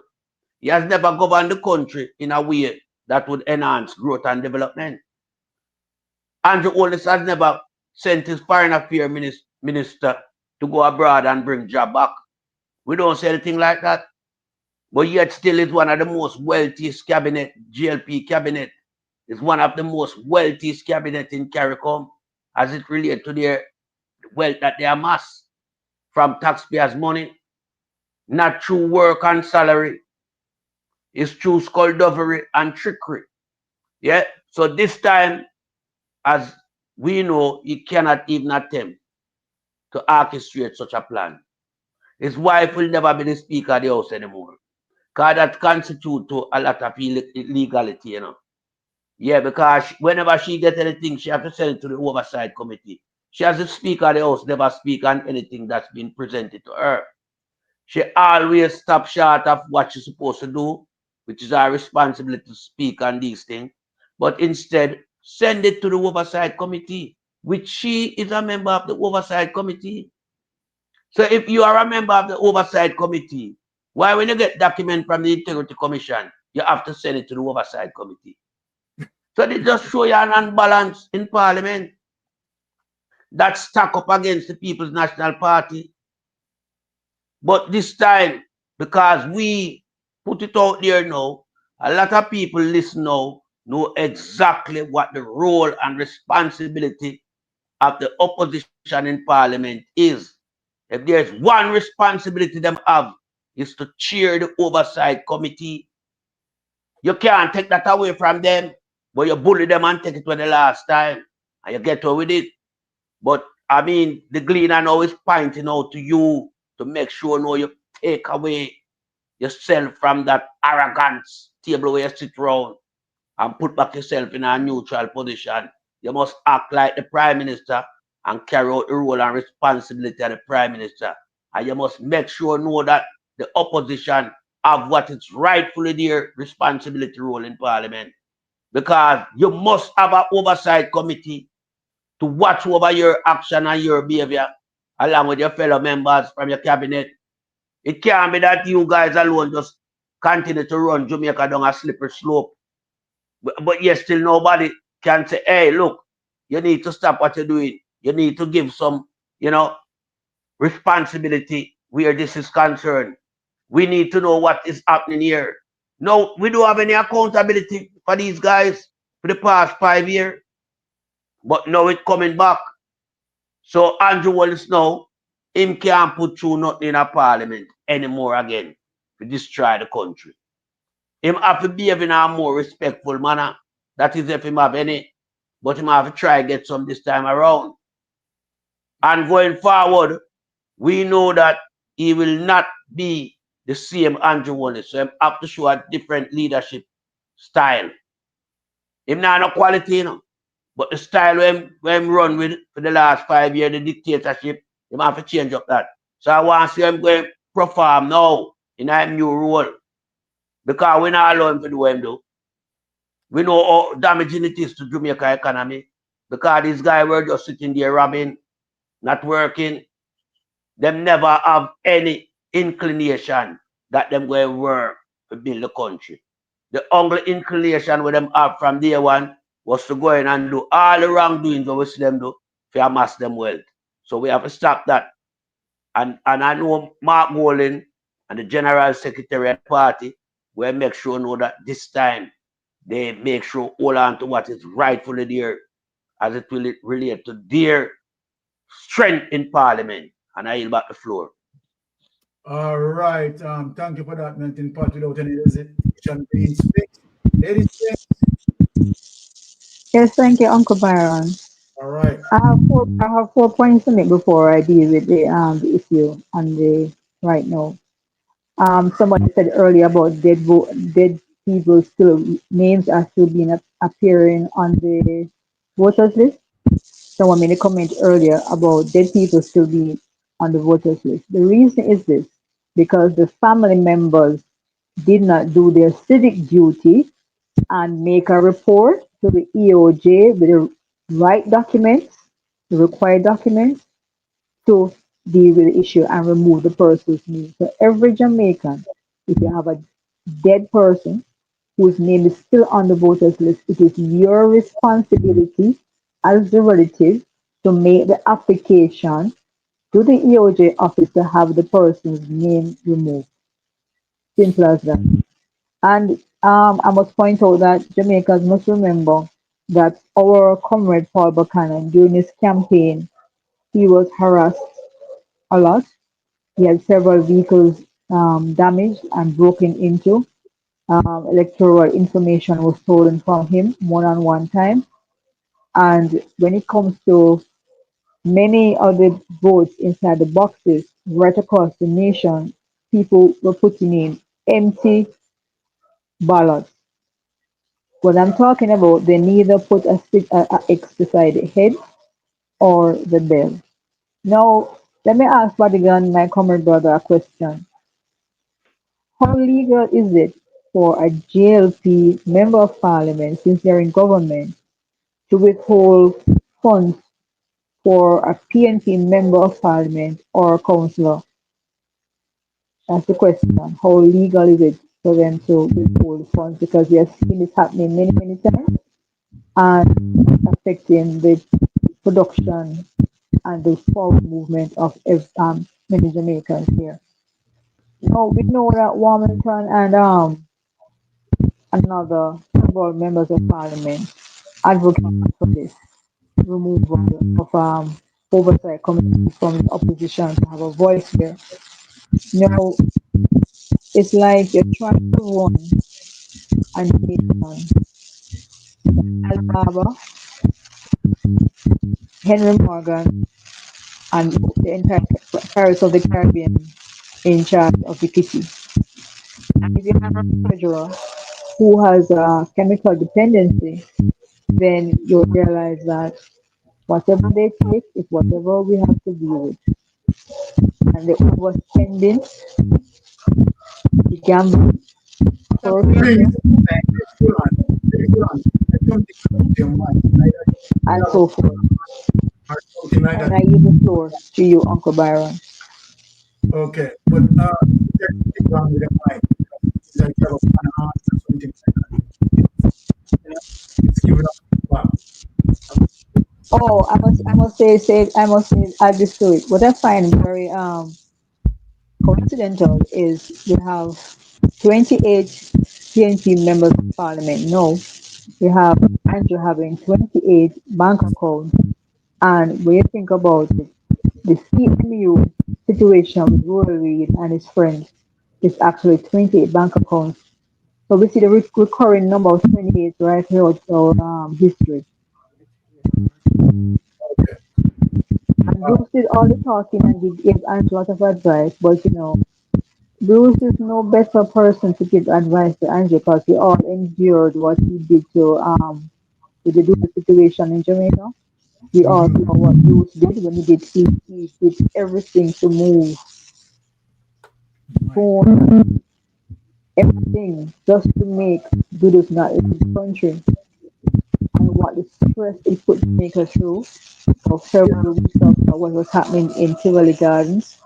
And we saw about over how many Jamaicans died during an incident just to get Dudus out of this country. We all know the story of Dudus trying to hide and not willing to give himself up to security forces of the country of the day because he was afraid of his life, afraid for his own life. And we have seen the track record as to why needed to be afraid of for his own life at the time. We have seen what happened with Seaga and his friend Jim and other associates who did not live till the at the end of their life. And I yield the floor, Uncle Byron. All right. Things, sir. Put your mic, I think, even, Can't hear you. I can't hear you, Lady Anne Marie. your mic, it's giving a book sound, like it's hitting on something. Maybe it's the fan. Oh, it's the fact. Okay. It's hot here. Oh, You have to turn off the fun. You have to turn off the No, fan. and then I'll be in heat. Yeah, but it baffle the sound, Yeah, very absolutely. distorting. Okay. All right, Brother Ratty. Coming to the space. No, just ask her to mute. no, I mute her. No, but when she's Okay. talking, it's still reverberating. Yes, Brother Ratty. Based on what we just read, as it relates to the reset of the committee, what say you on that matter? Again, this is further display of who Andrew Holness is. It's not about the Jamaican people, it's about power. Plain and simple. Let me just go back to something Bruce Golding said. Bruce Golding said, I'm paraphrasing, when we mess up, he's the one who gets the blame. When he's talking about the ministers, he's talking about the cabinet. When we mess up, he's the one who gets the blame. And by extension, the party. When was the last time Andrew Holness accepted blame? When? Nothing. And that attitude cascade to the cabinet. When was the last time you have a cabinet member who said, yes, I'm at fault, I'm going to do better? It doesn't happen. Bruce Golding also said, we must not let him down. We must not let him down. How about Andrew Holness letting himself down, letting the country down, letting his party down? How about that? Because he certainly has done so. And people look no further than Craig Beresford's affidavit. Read it. It's 108 pages. Just sometimes it can be convoluted, at least, especially in the beginning parts of it. It's kind of hard to kind of like put things in order. But once you've done that, you'll see a pattern and practice of what this man is about. It's all about power. It's about me, and then the people around me. The people of Jamaica, they come like dead last. Now, he said something recently. No, actually not recent. Last year. It was harping on brand Jamaica. And this came about as a result of the protests that started saying, oh, these protesters, they're harming brand Jamaica. And then they came up with a message, a slogan for this election cycle: choose Jamaica. And during the debates, he said, it's not because of your birth. Your birth doesn't make you a Jamaican. What makes you a Jamaican is your choices, is the choices you make for the country. Those words are very profound. And those words will crucify Andrew Holness, because people are going to realize that he has not made choices for Jamaica. He's made choices for himself. He's made choices for those around him. But for the mass, the people used to jumping up and down and carrying on. Trust me, people, go back and look at his history. And I have something I want to throw to the panel, and by extension, everyone who's tuned into the program. I was looking into this unemployment and all the stats concerning employment, the economic stats, as well as the voting stats. And I realized that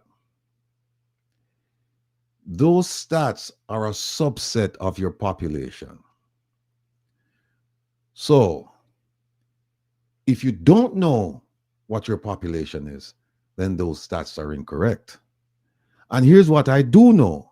I do know that the last census was conducted in 2011.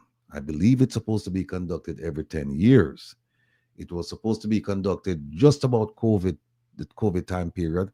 And to date, it has not been completed. I think they started it, but it has not been completed. So if you don't know how many people in your country, how do you arrive at an unemployment rate? Because in 2011, they said approximately it's 2.69 million people living in Jamaica. The unemployment figures, are they based on 2.69? Because when you talk to people now, they say, no, it's 3 million. Where did they get the 3 million from? There is no studies, no census, nothing to show 3 million. The official documentation we have says 2.69, and that's 2011. So the unemployment rate, is that based on 2.69, or is that based on some figure we just grasp out of the air? The voting, right, which is also a subset of this. How do they tell? Because how do you have 2.2 million people on a voters list in a country that's comprised of 2.69 million people? It's impossible. It's impossible. And especially when you don't have the engagement, the collaboration, the tie between Statin, RGR, PICA. They don't know how many people have left the country. They have no accurate statistics as to how many people died. Can they tell you how many people are below the voting age, 18? Can they tell you how many people? They can't. Anybody who submits to you that they do know, they're lying people. They're lying, because the basis for all of these numbers, the census. And the last one we had said there are 2.69 million people living in Jamaica. So when they come and they tell you about all these glorious numbers and figures and stories and anecdotes and this and that and that and that, run them. Run them. I've been looking into this issue. And remember, when they do, because you're going to hear it again, so the unemployment rate now is like 0. You're going to hear it. When they do they have something called, they do quarters, and they have something called a reference week, which is the first week. They used to do it the last week of the quarter. Now they do it the first week of the quarter. So January 1st is the reference week for the first quarter. The question I've asked is the sample that you used to derive your statistics for that quarter, is that the same sample you use for every quarter?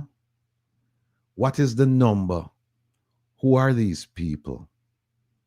Because, and when I ask, guess what? Them don't know. Them don't know. So that's why, people, it's important for you to listen to programs like this one, because this is where you're grasping the information that will afford you the opportunity to be an informed person. It will afford you the opportunity to be a thinking person, so that a critical thinker. So when you hear people throw things at you, then you will understand. The thing about him taking over the chairmanship, it's nothing more than power. It's nothing more. Bruce Golding said it. He said, look, checks and balances in government is essential for a healthy democracy.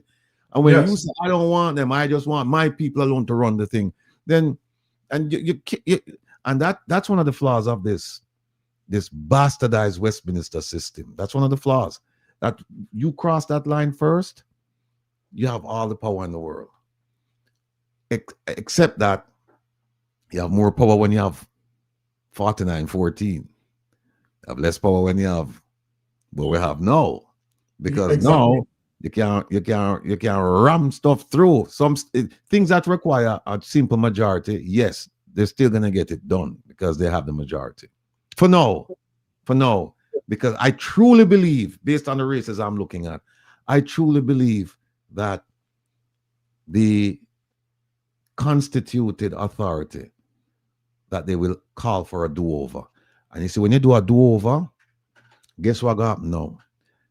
The attention won't be widespread, won't be dispersed as it is with a national, a general election. You're just going to have a few races. So now people can focus on it. So you see all of them by voting there, and all of them this and all of them that. And again, I'm asking the opposition, call in the Carter Center. We have CAFE in Jamaica, but CAFE cannot do it alone.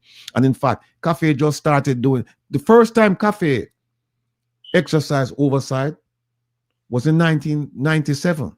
That was the first time. The Carter Center, they've been doing this for years all over the world. Call them in. I know that they have to come at the invitation of the government, but still reach out to them. And you have more than enough reason for them to say, yes, let's pressure the government to come in because of what just took place. And it's not anecdotal now. It's not somebody tell somebody a story. It's captured on videotape. It's captured on videotape. So I'll leave it right there, my brother. All right. Thank you very much for that input, Brother Ratty. Now let us move to dealing with some of the gutter politics, right? And unbelievable in terms of the Jamaica Labour Party. They have a tendency in believing that taxpayers' money belongs to them. And there's a particular culture that we need to get rid of, right? And so then, as a result of Anne-Marie Vaz voted out, right, you have seen some of that narrative spill out, right? Saying that Anne-Marie Vaz had done this for people, this for that for people. Listen, it is time now for Jamaica to be aware that you are paying your tax money. And the government is not doing you a favor. Every single Jamaican that paying their tax, the government works for you. So I want you now to empty your brain of what you previously believed, that if the government fixes the road, the government is doing you a favor. Right? That if the government builds school, the government is doing you a favor.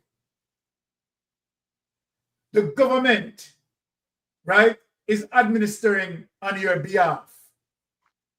Right? You are the taxpayer. The government work for you. So then, when they're telling Anne-Marie Vaz to go back and dig up road, you realize that a lot of these people totally unlearned. And so then they wouldn't have resorted to something like that, saying that. So we want Jamaica to wake up now that when you have a member of parliament promise certain things on the campaign and he doesn't deliver, you need to fire him because you hire him. How we sound? Fire him because we hire him. Now look on them two lunatic now what we are going to play now. Now, let us find this and show you the level of entitlement these people have to the politics and pushing that narrative, wanting the Jamaican to believe that they are doing things, you understand, for the Jamaican people. What happened to the taxpayers' money? With taxpayers' money paying you. And that is one of the reasons why we vote for you. And that is one of the reasons why you campaign to say what you can do from what you can't do. And so with the taxpayers' money that we pay, right, you need to do the necessary things. Like provide tap water, right? Fix up the infrastructures. It is your responsibility to work on the people's behalf. And so the people ought to know this. Here in Canada, here in the United States, when politicians, right, when we have road construction, no politician, no one use it in Canada and campaign on. No politician never use road to campaign in the United States. No politician use road and water to campaign in England. Wake up, Jamaica. That's when these politicians perform or do anything. It is your taxpayers' money. And so then if the politician is doing what ought to be done, then of course they give him a second chance. You understand? At the end. If his promises he can't deliver on them, then simply fire him because you hire him. Now, make me play tuning compose. Listen to this now, Jamaican people. Listen to this man who believes taxpayers' money belongs to him. And something we are showing in Jamaica. The entitlement of the politicians and the narrative what them are built out there. You understand? Believing that taxpayers' money belongs to them. Listen to this. Piece of garbage. That may not be the counselor, but he will spend every fucking dime he has.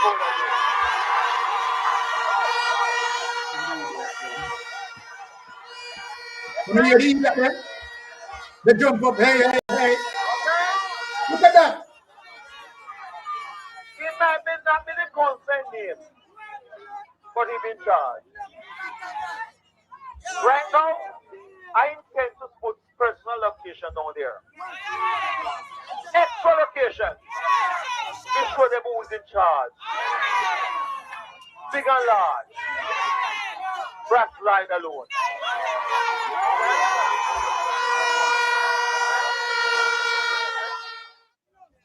Brass got 1,668 votes. Enough to win.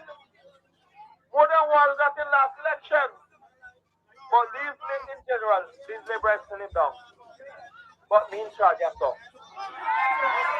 Okay?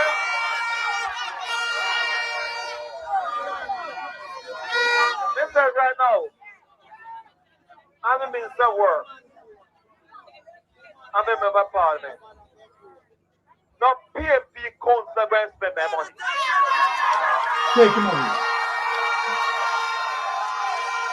I'm me in charge, yes, sir. Jamaica. This is what I ask.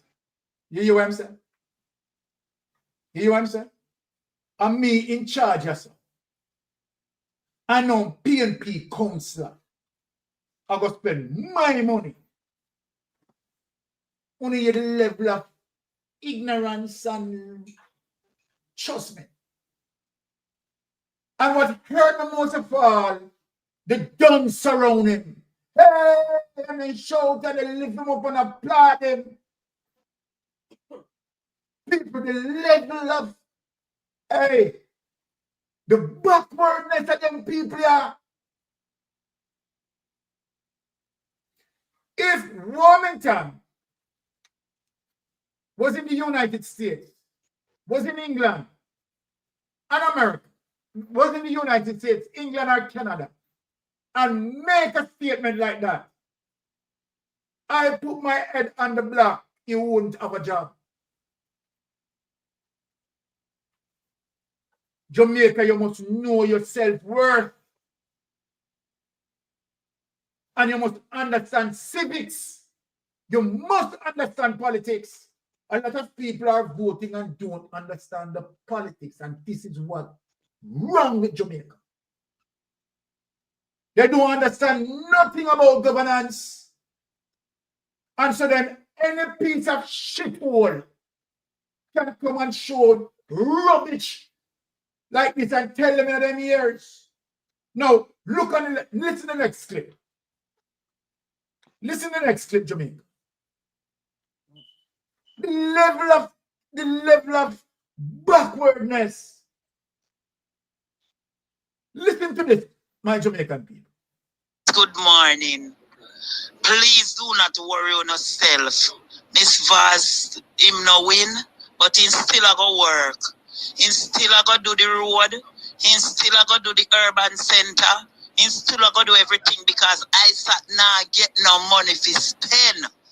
You no understand that. And Miss Vaz a go run everything same way because she says she a go do the road and she a go do the urban center same way. Only thing she not in an post, but she a go get prime minister, I go give her the money for run things same way, for do everything. Although she not in, and she a go do the work them same way where they start, cause she not left them. She says she not left nothing. So no worry on yourself, man. I saw the works go, and he have him boss behind him, Mr. Vaz. So no worry on yourself over nothing. We good same way. We prime minister in a power, so we have a talk. Take this away. Let me talk to the lady. And I ask the lady a question. I will talk to the lady now. If Andrew Holness ever thinking bad, tell Andrew Holness say, to take taxpayer money and give it to him. If Andrew Holness thinking bad, I hope you listen to me now. You woman, like done some fool like, sure, hey. You woman, if you are Andrew thinking about, tell him to take taxpayers' money and give to Anne-Marie Vaz. Anne-Marie Vaz is not a member of parliament. But ISAT BUCHANAN is not going to get it. But want to see it happen. But want to see it happen. And then we show you where water go pump in belly. So tell Anne-Marie Vaz to sit down and wait. Because the money will come. Tell her to sit down and wait. Tell her to sit down and wait. Because the money will come. I'm going to see Andrew Holness. Right? Take that the money there. As a matter of fact, let me tell you what will go on. You see, the People's National Party have 28 members. You know what that means, all dons? You know what that means? You don't even know what that means. Why do you think I showed you as it relates to the reset of the committee? Where the People's National Party is the first business of the day to hold back those committees and tell Andrew Holness. Right? Me, you not talk, I want to go you not talk, I want to sabotage dam previously. I want to go sabotage dam. Hey, you see the boy there? Hey, for show you how people stupid. the man come on social media and tell the public that he sabotaged Portlanders, you know, by removing a new tank. You know. The police them need to have them arrested. And warning more sabotage to come and show you them people are done so level, you know.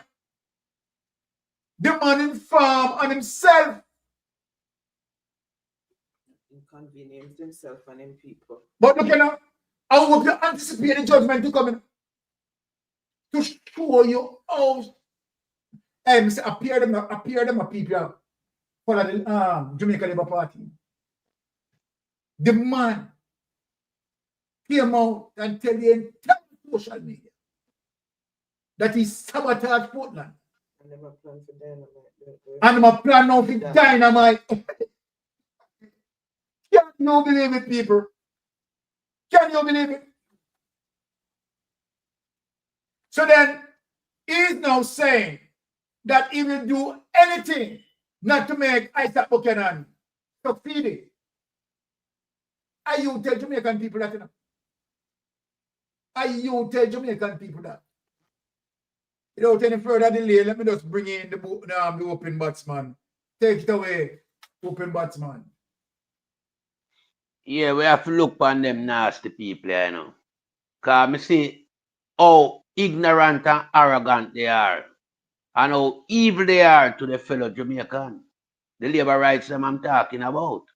Because where Warrington is running off his mouth and saying all type of things as it relates to taxpayers' money. That nobody now get for him money. And them make a crescendo noise for that. That just show you say, you know, them not have no love in them. As a party, it's an evil party. It's a party that a whole heap of blood stain. Yeah. Dip on them hand. And when you find that, you know, say atrocity and wickedness is the order of the day. Yeah. And them like to victimize people by thinking they have the ultimate power to do all these things. But we are telling them going forward, all of the power stripped down, come right back down to zero. Yeah. Uno can't withhold no fund from no People's National Party members. Yeah. In the case of ISAT, ISAT I forget what is due to run that constituency. Anne-Marie Vaz is nobody as I'm speaking right now. She don't have no title. Right? And she can't get no government funding as we want to talk about. So where that is concerned, we have to make them dance over Portland. Where collide head on with some nasty people who come there. You can't advise them as some nasty people, you know. And them come and rearrange Portland and make Portland live like a gang boat. You understand? That have to stop. Remember them go on with something over there where unbelievably, you know. Where people know about them acts of atrocity. Yeah. They move all people out of space just to get the space, you know. You understand? And them know who me I talk to. Because the mysterious death surrounding Bloomfield. We have to get closure upon that going forward. You understand? We will see everything what them do. But one thing I want to say to Jamaican people, the time has come now where if we don't look to the east where the sun rise, remember some of the days are going dark. You understand? It's time to move away from these type of gutter politics. Because gutter politics can't put food on your table and go on a job, you know. Gutter politics will remain as it is, where we just sit, a man don't work for 5 years. Yeah, but just come win an election on the day by spending cash. I want a certain amount of credibility now coming from each side of the house. So let me just broaden it. You see, where party funding is concerned, that have to be made available. We have to know where the money are come from. We are spending at the party. Because taxpayers' money not supposed to spend buying vote, you know. Yeah, that not supposed to be on the table. We know say that go on. Because now I don't hear Andrew Wallace say, well then, him get X amount, and from where, what source. But we see them a splash the cash. You can't imagine all 100,000 for vote, 70,000 for vote, 20,000 and people just have money, a show for the man and account it like nothing. That is a gross misconduct on the Labour Party. And I know all these videos have been circulating around the world. So as Brother Rattigan rightly said, yeah, the opposition need to contact the Carter Association for them come preside over the election because Cafe alone can't do it, you know. Where Cafe is concerned, them inexperience as it relates to these type of events. The Carter, them have more experience, them have do it long time. And they will provide a more, you know, stringent eyes where them look through to see all these type of things because them can detect it. You understand? Cafe weak to certain things, you know. And we know that. And the EOJ, they must be held accountable.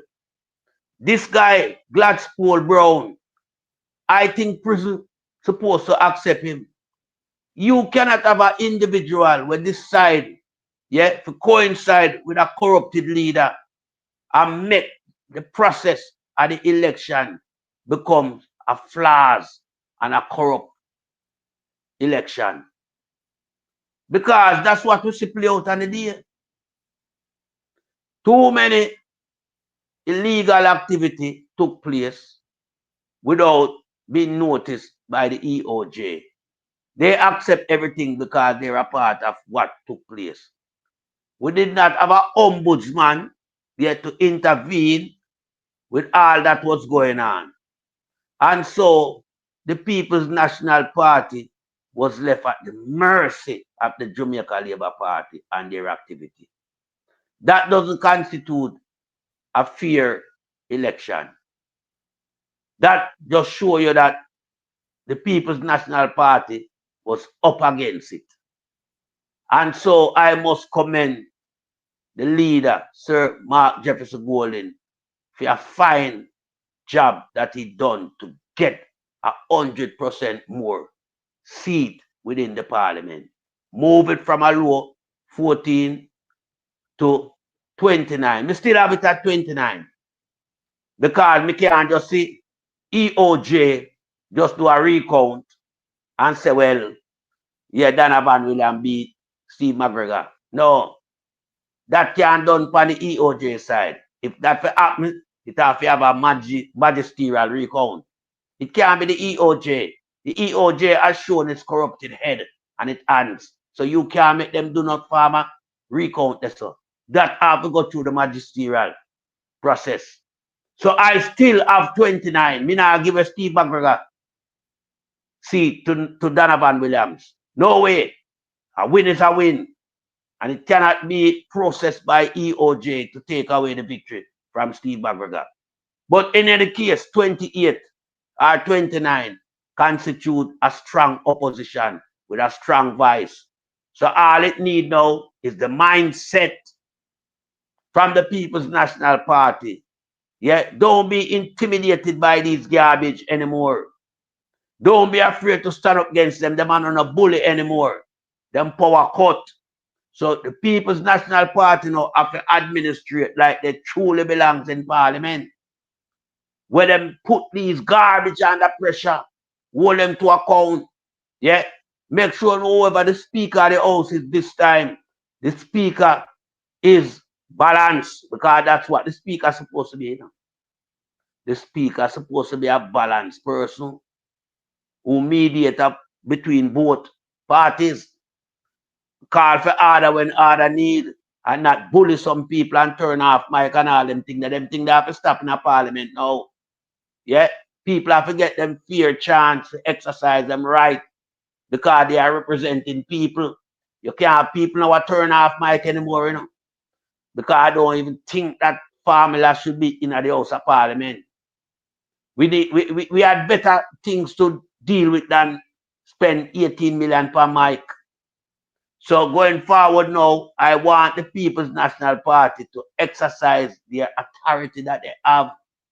Make sure no the committee chairmanship come back as it relates to the oversight committee, that have to come back in the hands of the opposition, because that is the only hands it belongs to. It don't belong to the ruling government. Yeah? And these type of statement that going around about member of parliament from GLP, the taxpayers' money belongs to them. That have to cut out. Because we hear the arrogancy, so we know that is it. Him with them sing from them hymn sheet. All of them are saying the same thing. Not only Warmington. The Vars them do the same thing. And many more places. The Charles them do the same thing. You understand? Because we see with Michelle Charles, you know. She make sure tell people say she don't owe them nothing. Because she pay them for them vote. So the taxpayers' money now belongs to she basically, because she not going to do nothing for the people. Them. And that it's simple. I tell we. Them think they now have to come out of the politics. And I just want the People's National Party move forward swiftly as it relates to all the malpractices on election day, September the 3rd. Get them seated that we know was tampered with through corruption, and get them go back to a general election again in a small sample size. Because we know the seat them corrupt. So we have to deal with that. And we have to give the people them what the people them truly deserve, which is clean and fair election. This one wasn't a clean or a fair election. Too much went on the day. We saw what Juliet Wallace do. We know what Andrew Wallace do. People can't be telling lie on him as it relates to even the polling station them when closing him constituency. Him not have no authority to do that. Not because my prime minister is not authorized to do all these things. And the EOJ, they must know about this. It is round in social media, it make the rounds. They must see, they know they're here, and they must know everything will go on. Because remember, you know, them help Andrew only to rob the election. Because a guy get award, national honors. I mean, know that not supposed to happen. And the EOJ office now have to go somewhere where it stood. And it's one. It can't be under Andrew Wallace's umbrella. It have to be outside of Andrew Wallace's office. And all these government agencies, they must go back to them rightful place. We can't have a guy that dictate terms and matters for his own agenda because he have everything under one umbrella. We have to move with that now. Yeah? Because no matter what I'm doing now, it will come to the stage where him have to be held accountable. Because the Integrity Commission, yeah, the case is now going to go in, can't use a statute of limitation. So the third term where him buy out, yeah, and think so well then it have add another 5 years from we're gone already and then him have to throw it out. No, it never happen. So Andrew Wallace need to know, say him in a hot water same way, not no cool. The temperature remain 96 degrees, same way. The heat is on. It's only a matter of time before we really deal with the matter upon the terms and level where to deal with. Yeah? Where you've been charged and arrested. And right now we are arrested for the fraud election too. On top of your fraud enrichment. So you have a whole heap of more case to deal with. And Gladstone Brown, you have to face the judge. You constitute over a corrupt election by providing Andrew Wallace with the necessary need when need, yeah, to win the election. We now have policemen that carry all ballot box. Policemen are authorized to do these things, but we give them the okay. Because the policemen know them role and responsibility, you know. And them wouldn't do it if them didn't get the okay.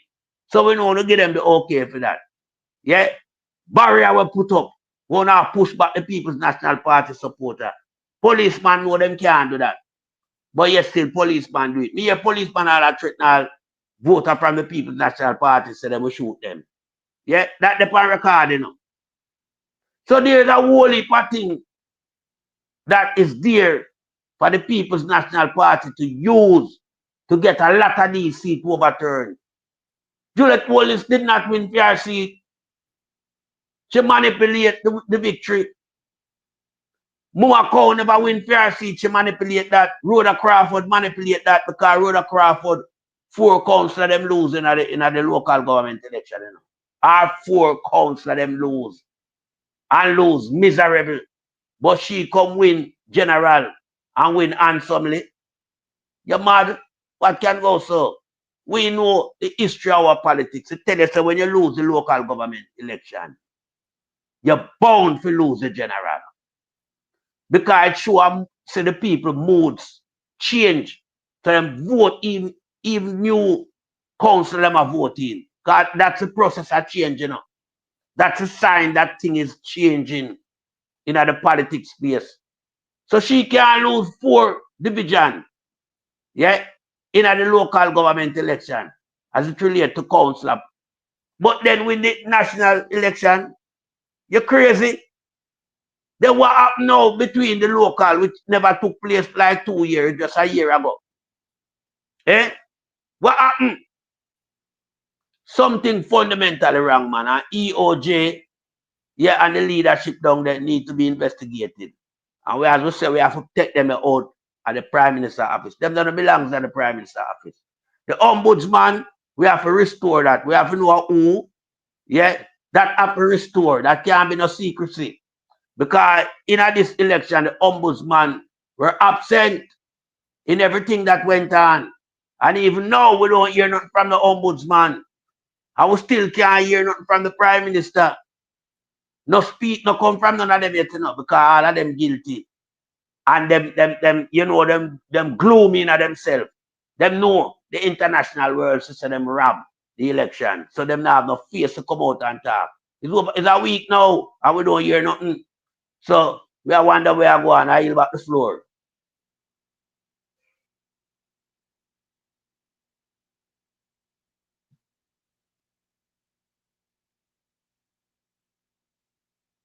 People don't believe that they have entitlement to taxpayers' money. Crazy. Yes, Uncle Byron, are you hearing the same noise again? No. Okay, it was the fan. Yeah. Yeah, It was the fan. yeah, we're hearing it.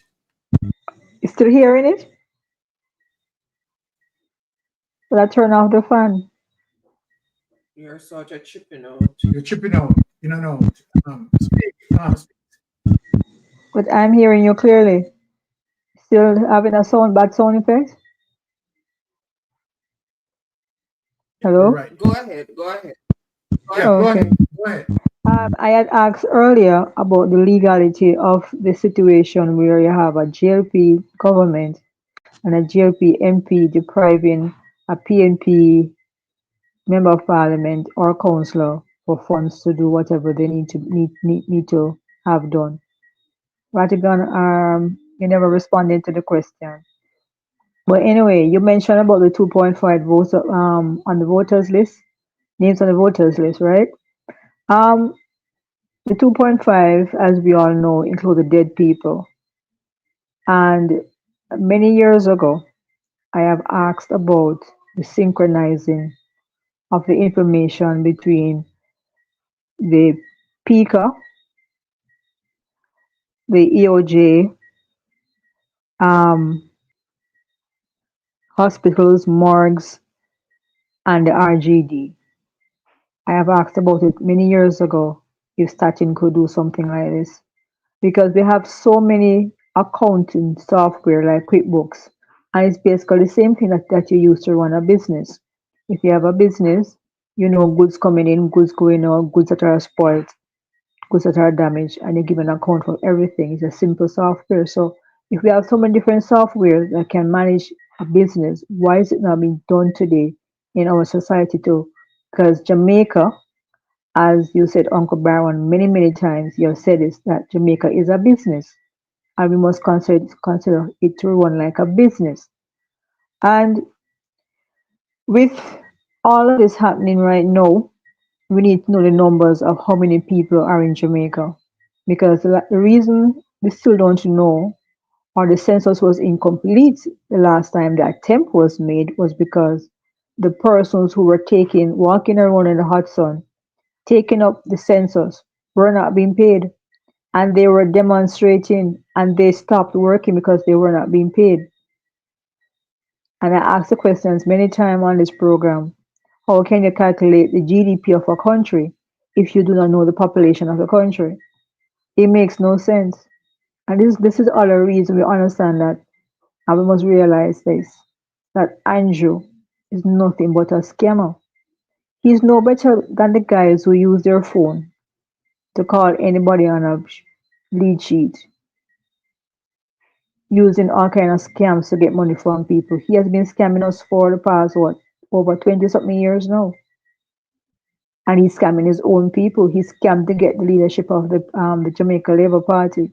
He scammed all the show to get the leadership of the Jamaica Labour Party. And this man is just a scammer, and we should not treat him any better than a scammer, because Andrew Holness does not know what the word honorable is. When our laws was made many years ago, and although we say we have the Westminster system here, people must understand this. Those persons back then know what the word honor means: honorable, respect, integrity, honesty. So back then people were, but as time come along, the rules change, people change, and what we have now is an Alibaba kind of system and behavior that we have to live in this society. And I yield the floor. Uncle Byron? Okay, all right. I'm sorry about that. Things I was actually a little bit distracted here. But wonderful input. I love it. All right. Let us bring Brother Ratigan in this space, right? To follow up on those two I don't even know if we call them Brother Ratigan. So maybe you can an adjective to try to them. Why Brother Ratigan?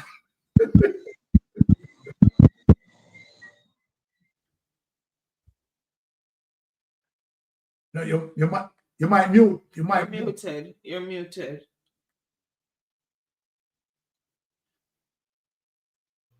No, I was saying that you're kind of muffled a while ago. I didn't hear the last part of what you said. I was saying, go ahead, Brother Ratigan, because I cannot find an adjective Oh, to all right. them. Maybe you can make it Good. Went back to Pink's question. Sorry I didn't answer the question. Got carried away because I have so many things I want to talk about. Is it legal? I'm not sure. What the question is, when you say legal, what do you mean? Is it a crime or is it a violation of a standing order in Parliament? I don't know. I don't know what the crime would be. Not saying that it isn't a crime, but certainly it's immoral that you would get money for a constituency and you say, well, you know what? I'm going to spend the money in my section of the constituency, and over there, so them not get anything, because all that does is perpetuate tribalism. Because when the next side comes in, they might say, hey, you know, remember the last 5 years, the last 10 years, 15, whatever, that they had control over this constituency. Remember how they spent the money. So something should be done about that. And it's a practice that has been going on for decades. And we kind of like accept it. And as I've always said, we teach people how to treat us. We teach them. And we have taught the politicians that, yeah, you can go ahead with it, with the tribalism, and you can just spend the money here and don't spend it over there. Part of that is, remember, folks, the number one concern of a politician is to be reelected. And so he's pandering to his base. And if his base is more than the other side in his constituency, then he's just going to play the numbers. He's going to say, you know, I'm not going to reach out to them, run the risk of losing some of the people that support me, because they must say, well, you should be spending money over here with us. We voted for you, not them. So it's a difficult question in the sense that I don't know if there's such a crime, or if there's a standing order that says, well, the money for the constituency must be spent across the constituency, regardless of who supports you or not. Because at the end of the day, you represent everyone in that constituency. Jamaican politicians, them don't see it the way they them just see it like, hey, we represent this section of the constituency, particularly this group that we have right now. And you heard it. You heard what Warmington said. No, them said no PNP councillor gonna get no money. And I think some people came out, they came out after he made that statement and chastised him. But at the end of the day, that don't mean anything because he's going to do what he wants to do. And nobody's going to stop him until the people wake up and realize that we have the power, not them. This is going to continue. But you know what? I'm heartened by everything I see going on because I truly believe that social media had a role to play in the 14 seats, the 14 additional seats. How much? I don't know. But I do believe that people's eyes are opening now to things that heretofore they didn't know. And they wouldn't know and they couldn't know because the government is not going to tell you that them shots dirty and don't want to see it. And traditional media in Jamaica, from what we have gathered, they're partisan. So they're not going to tell you that either. So we will just continue doing what we have to do around here and hold people accountable. And you know, there's a part of me that says, you know what? The JLP, the members wanted to win, but they didn't necessarily want the party to win. And here's my theory. And I'm open to being fully corrected. The scrutiny that they're going to be under right now, not just from people in Jamaica, from us in the diaspora, but from all across the globe, the scrutiny they're going to be on. And you see what happened with that newspaper clipping that came out to that Jamaica was awash with corruption. Words to that effect. It's getting out there. And some of them, they could go off into the sunset as private citizens, but no, they're still here. And they're still subject to a whole lot of rules and regulations and scrutiny.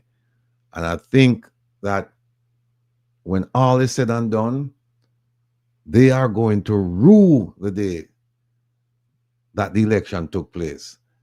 Because there's something called a Pyrrhic victory, where you win, but you don't really win.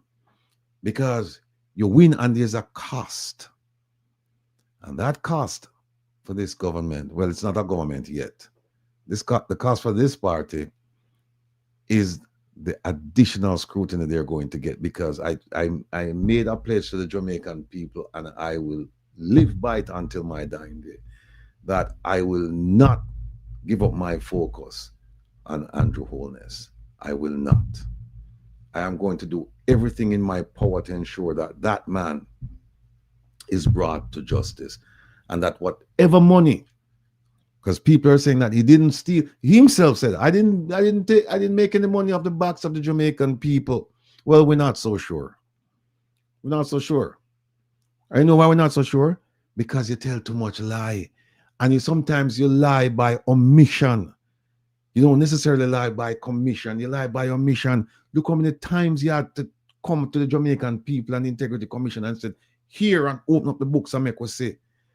And had it not been for your foolishness about suing the Integrity Commission, we would never know. We would have never known about your involvement in Premium, in Sunshine, in the Lido, in Omega, in Palladium, in Estate Bridge, in what the other one name, Imperial. All these things we wouldn't have known, because it's laid out in the thing saying that you didn't tell them. And so because you didn't tell them about that, we are now asking, what else didn't you tell them? What else? One of the things I'm focused on is that you told them that one of the properties up in Norbrook, purchased by ADMAT, you said, no, it's not. It's my sister. It's my sister's property. And the response was, wait a minute, ADMAT is the legal and the registered owner. So how is it that your sister owned this property? We don't see her anywhere. We don't see her anywhere. Legally, it's you and your two sons, because you didn't tell them. And now, guess what? You put your sister in the crosshairs of the IRS, because now the IRS is going to want to find out if your sister is reporting all of this income that she's making from, where she depend, Estate Bridge, and you say she owned property up in Norbrook and God knows what else. And so when them start look through her tax information with a fine-tooth comb, She may have some issues, and the issues that she's going to have is because of you. Because of you. All of your partners, them.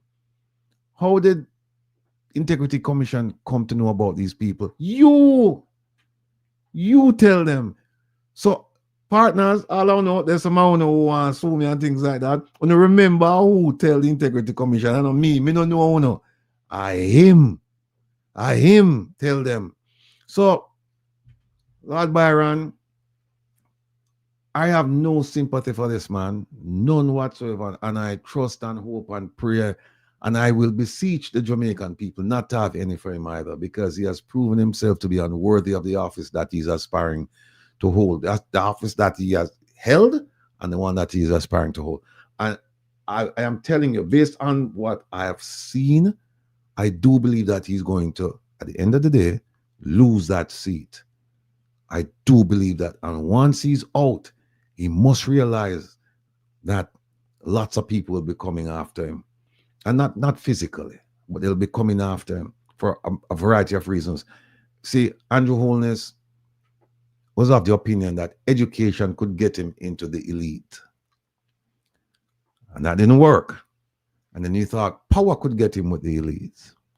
And it did to some extent. And now he's thinking that he wants money so that he can hang out with the elites. But one thing he must remember, he knows this, that he will never be accepted by those people.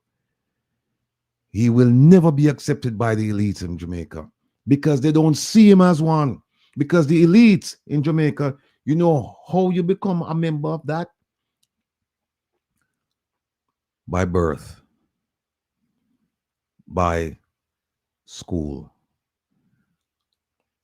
Andrew Holness did not go to Campion. He never go Campion. And Andrew Holness never come from off of the hill. He come from down in the gutter. So they see him for what they can use him to do. PSOJ, and I keep telling people this, that PSOJ, they're there. Their primary purpose is the bottom line. They don't care about Jamaican people except them see us as consumers.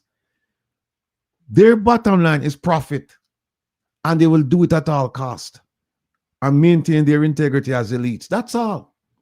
And so they use Andrew Holness because guess what? Andrew Holness now, him get a little power, he can pull some strings, and they can pass some laws, and guess who the laws going to benefit? Laws are benefit poor people. Laws are benefit the elites. And he knows it. But he wants to maintain the semblance of being a member of the elite. But you know what? It may be long, but it won't be forever. There will come a time when they are going to show him the door. And guess what? He's going to have to look to us. He's going to have to look to us. And so people are just open to remember, open to watch and remember. That's all I ask you to do. Watch and remember. I said to say God on time. I will complement that by saying watch and remember. Yes, sir. Brother Atigan, we are going to get into some very serious issues right now. And what we are going to do, we are going to also in extension speak about the Magnitsky Act, right, and why it is very important that we deal with the Magnitsky. Where we are going now, we're going to show every reason, right, why we need to deal with the Magnitsky. Let me just talk to Sister Pat, and then we get into some serious issues. Yes, Sister Pat, you're on the line. Go ahead. Yeah. Good night. Big up everybody. You know, I'm in that class. I'm taking my lesson very comfortable. All right, Sister Pat. And I listen to the program too. I watch everybody. Yes, nothing wrong with that. Dirty thinking. George Davis, we then call dirty body. And disrespect you know, I call you dunce. I call you blackers and dunce and the most derogatory things. Dirty thinking, George Davis. Let me tell you something. You can't go anywhere right, you got to mistake them, lonesome, they step. You know what? If you put your foot there, so. Who is you? You're upon big media, radio. You wicked to the Jamaican people, no help a kill out a generation of people. It spoils. And you all is not like you know. And you all is not like use you know. You want opportunity. You no sell out to no country. And next generation upon disrespect. Mystic and radical and Rowan German aromatic. Dirty batty jams. You don't see CBM dash away. Who can that? Mystic and radical and Rowan some. The man them have their capital. The man them have their career. The man them have their integrity. The man them have their wife and picnic. So the little high glass and around here. Not thinking that you may have he used to be a gentleman. We used to do impact. We used to work with him. But he was being violent. And man, them around there, we do blackers and nobody now climb on them mountain. Okay? So come on, you know, see there a nice wife and family around them. Go them up and see them career. Look here and call them thief, because they're not thief, not them will help people. Thank God for them. Right? Thank God for them and they come up we are not help them thief election. We suffer we. But God at the time. You know thief and criminal you know come sell you the Labour Party. You know count you know and to use you know for your escape route. Oh. Class. Thank you, Sister P. Well, when we have Sister P, right, we are well protected. So, do we need to answer George Davis? No. We have move on, Ratchet. We don't need to deal with him. Yeah. Now, where we are going, right, we are going to show certain things because, let me say this to George Davis and Dana Morris. No matter what you people do, you understand you can't help Darrell Vaz. Darrell Vaz roll out 60 bus and so forth and so forth. It is not going to help him because we are not going to stop, right, as it relates to the purchase order and as it relates to the invoice, right? So let us show you something, right, so-called George Davis. That the pressure licking Darrell Vaz. You understand him resort to all sort of necromancy. You understand? Pressure soon lick it to you know, George Davis. You understand? Without any delay, let us jump that. Right, and go down to the juggling because we are going to talk about the Magnitsky. Because they believe that they are going to get away scot-free. You understand? They are not going to get away scot-free. Yes.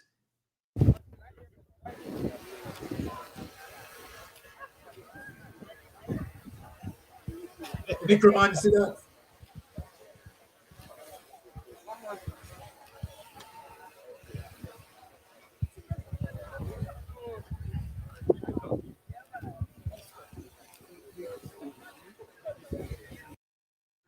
Take it away. Jamaica people, I'm under pressure. I'm under pressure. Under pressure. You understand? Because we have put him under pressure. Now, let us resort to the next clip and hear what he has to say because we are juggling, you know. We are going to go to the Magnitsky.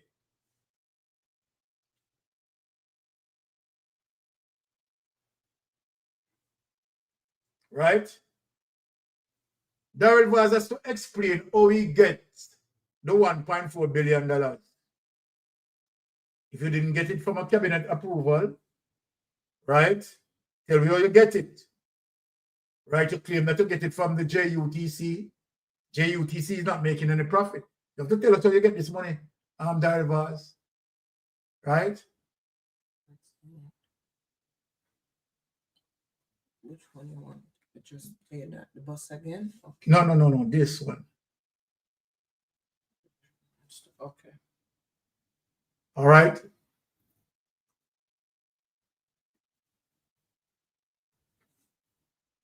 Let us see what you have to say. Message from the Ministry of Science, Energy, Telecommunications and Transport.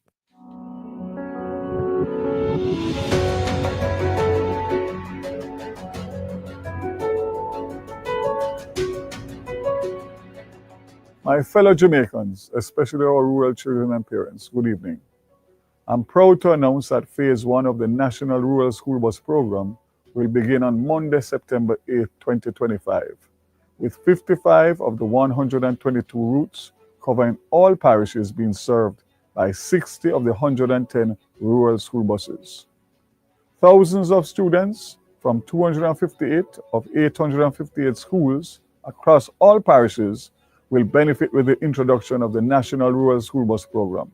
Far too long, rural students across Jamaica have been unable to attend school regularly because of high transportation costs and inadequate public transport for children. Many children have been forced to travel on foot or in unsafe vehicles, are exposed to numerous risks, including traffic accidents, crime, and disrespect from the ever so popular cry, "No Schoolers." That ends this September morning. It has always been the policy of this government that all students should have and must have access to reliable, affordable, safe, and efficient transportation to and from school. As a rural MP, I've seen firsthand the stress of our parents and the struggles of our children. This isn't about politics, it's personal. I have made it my mission to ensure the National Rural School Bus Program becomes a reality. It is a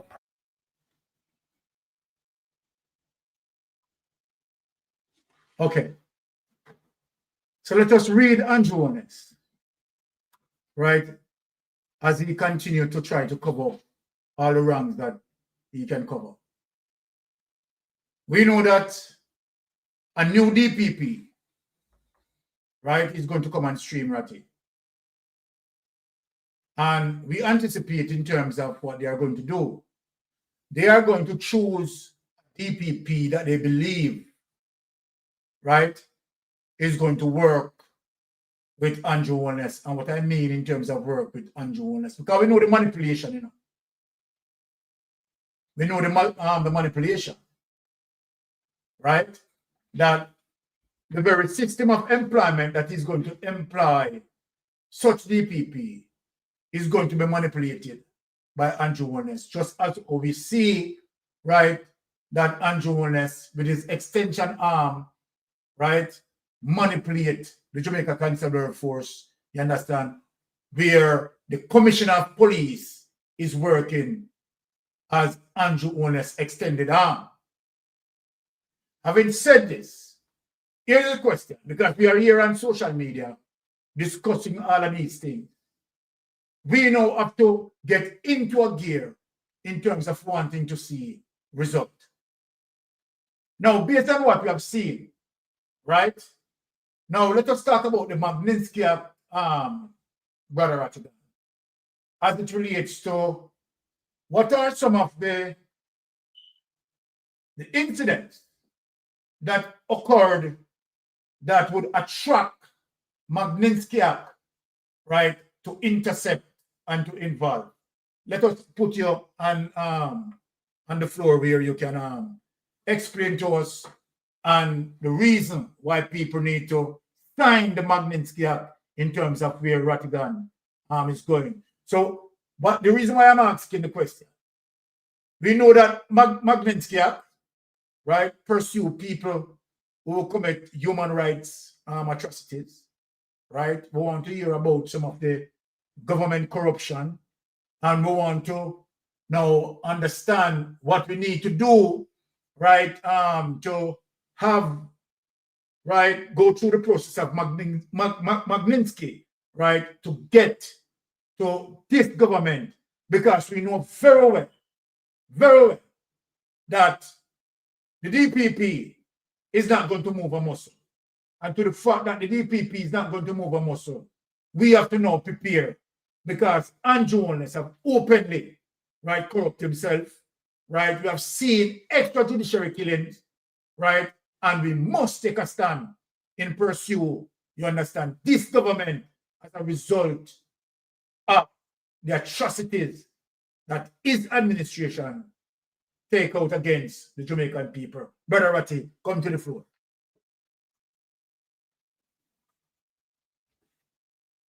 Mute. You're muted. Okay, you're good. Okay, you're good, Ratty. You're good, Ratty. Okay. Yeah, Magnitsky, that gentleman was a Russian tax lawyer / journalist who uncovered massive corruption in the Kremlin. And he sought to publicize it. He was detained, beaten. They refused to give him his medication.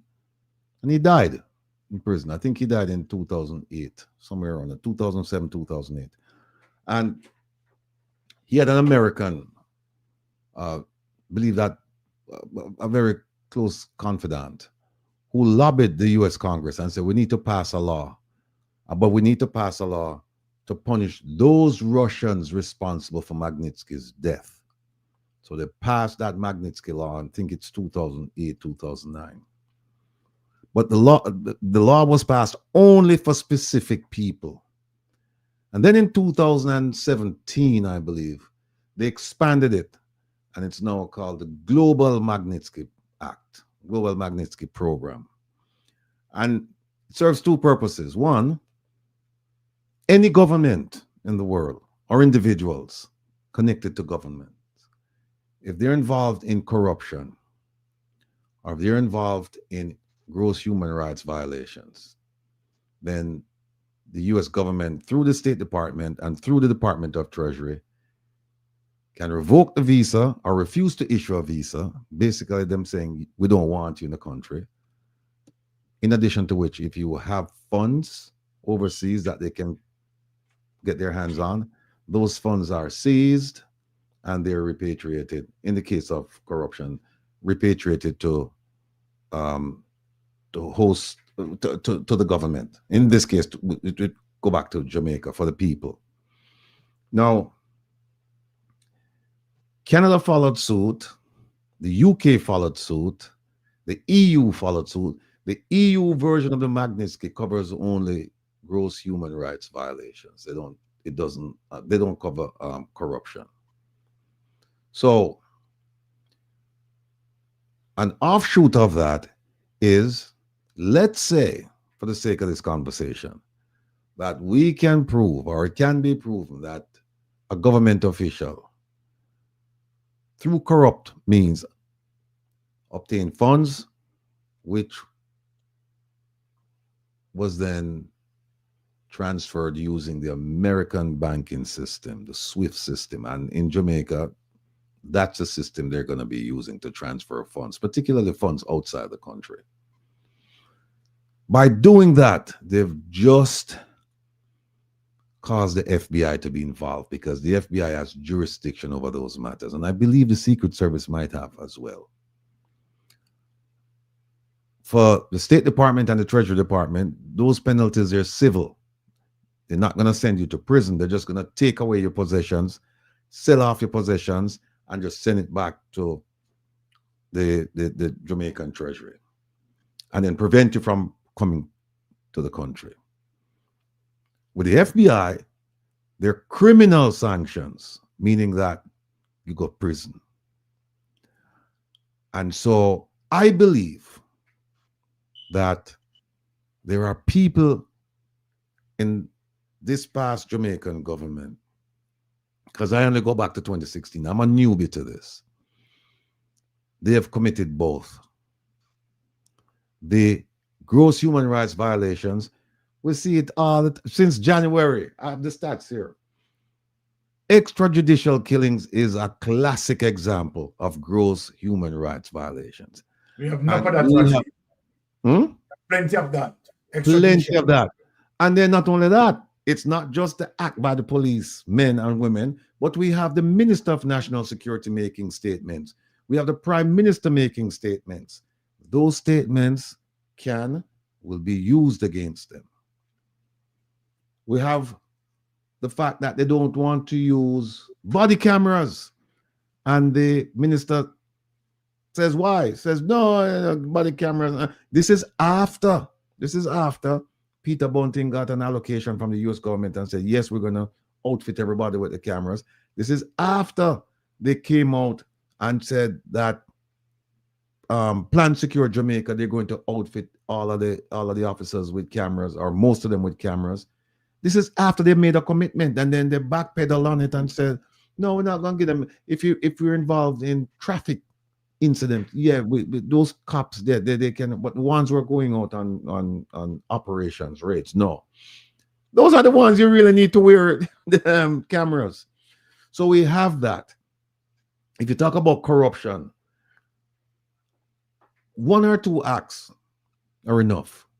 Last week, Saturday, I pointed out about 34. And I said, I was abundantly clear. I said, this is only a partial list. A partial list. So here's what we want to do. I won't explain the mechanism because I don't want to give away the strategy. But we want to submit this Magnitsky, not just to the US government, but to the Canadian government, to the EU, and to the UK. What we need you to do at this point, and it's been out for several months now, we have a petition, because if we send this Magnitsky work product to these governments, it's going to go under the name of a foundation that they don't even know. But when it's supplemented by 10,000 signatures from Jamaicans and friends of Jamaicans and friends of Jamaica alike, all across the globe, it sends a very strong and powerful message. It says, we believe the government is corrupt and is involved in gross human rights violations and should be taken to task. What will they do? Will they do what they're supposed to do? We don't know. But here's one thing that we do know. If we don't do anything, nothing is going to be done. Nothing is going to be done. And the information is there. I mean, if you go to the State Department and you read their report on crime in Jamaica, it spells it out, especially when you get to the part about extrajudicial killings. Read the reports coming out of Canada. Read the reports coming out of the UK. In fact, one UK is no longer in Jamaica. Former UK ambassador to Jamaica. He said that when he looked at some of their reports, he found out that a lot of Jamaican politicians were involved in gun running, gun smuggling, drugs, corruption, all of this stuff. This is the chief representative from the UK in Jamaica saying this publicly. It came out in the newspaper.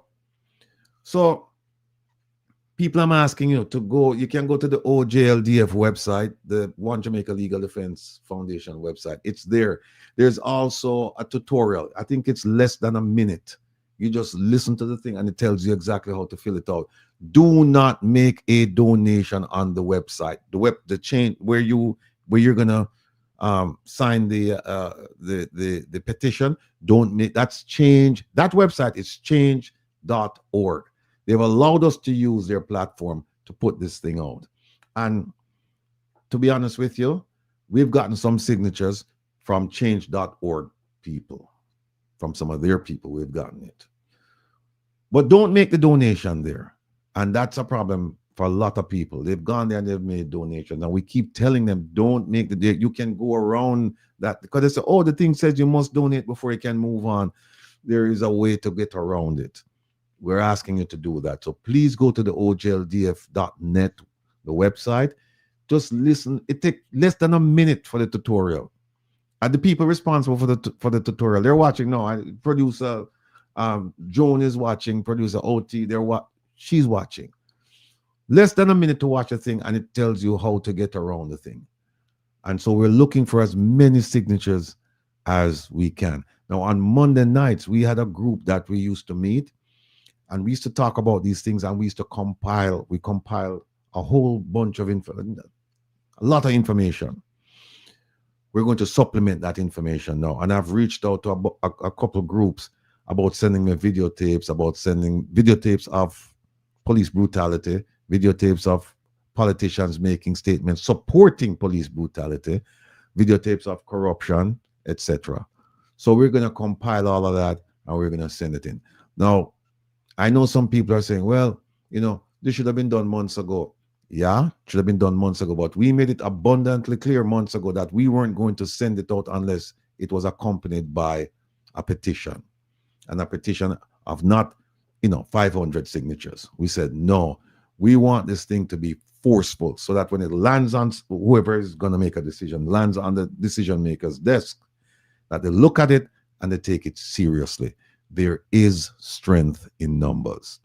So once we get the petition all signed up, then we have the things that we can put. We have the information. In fact, we have too much information, Mystic. We have too much information. We won't be able to put everything inside there because it's going to be this thick, and we don't want it to be that thick. We want it to be a reasonable size so that they can read through it and get through it in no time and get to the point. And in fact, where we're sending it, some of these people already know what's going on in Jamaica. Here is one of the problems that we're likely to face: geopolitical issues. They know what's going on, but because of geopolitical issues, because of the way they see Jamaica and the role that they want Jamaica to play in the Caribbean, they might not do anything. But I'm not betting on that. I can't sit back and say, well, we're not going to do anything because we think that because of geopolitical reasons, nothing is going to happen. Here's something I'm 100% sure of. I used to play football, and I was 100% sure I wasn't going to score a goal if I didn't take a shot at goal. I was 100% sure of that. When I kick a ball at goal, I don't know what will happen. Goalkeeper might save it, goalkeeper might not save it. But when I pass the ball to a colleague, I'm not going to score. I know that. The point I'm making, people, is this. You have to try. You have to try. And as I'm saying in Jamaica, not beat a trial but a failure. So we have to try. And as far as I'm concerned, the only time you fail in life, is when you fail to get up. That's the only time you fail. You get knocked down, you get up, you not fail. You're still in the fight, you're still in the game. And so that is the goal. The goal is to send these things off and let the decision makers do whatever they want to do. And here is the thing. At the very least, when these things are sent out and we let them know that these things are gone, can you imagine the trepidation? Can you imagine the fear that these politicians will experience every time they have to travel? Them don't know if it's the last time they're going to travel before they become government guests. They don't know. Just think about how that going to work on them psyche. Just think about that. And here's the thing. We talk. But there comes a time when we have to do something. And I'll shift now to say, there's something else we can do. On, when is it? Last week, Wednesday was the election. Thursday morning, bright and early, I wrote to the Auditor General and I said, I believe, based on everything I know and my experience, that there are elements of fraud, waste, abuse, corruption, violations concerning the rural school bus program, and I'm asking you to look into this. And I also said, look, I have a ton of information. I've interviewed people. I've done by the way, the guy who, I'm sure, Mystic, you must have seen the invoice from Chicago. The guy who sent the first 26, the company that sent the first 26. Yes. Okay. Yes.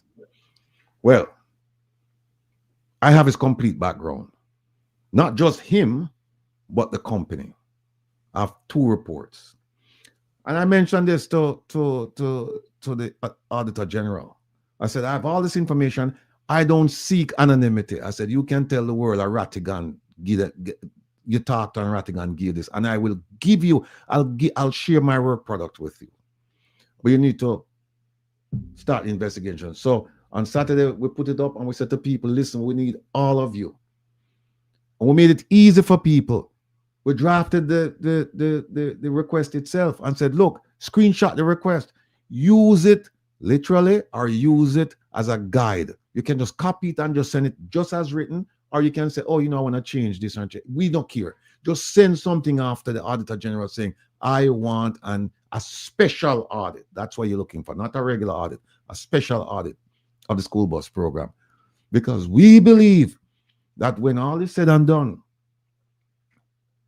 correction, I'm getting ahead of myself. We also ask that if there's a finding of any of the things that we spoke about, that she must make a recommendation as per the law to the financial secretary in the Ministry of Finance, calling for a surcharge action against the Public Procurement Commission and all members of the cabinet, because Minister Vaz came out and said it publicly that the PPC, Public Procurement Commission, and the cabinet, they approved the monies and the procurement for the rural school bus program, and we believe it was not value for money. So guess what?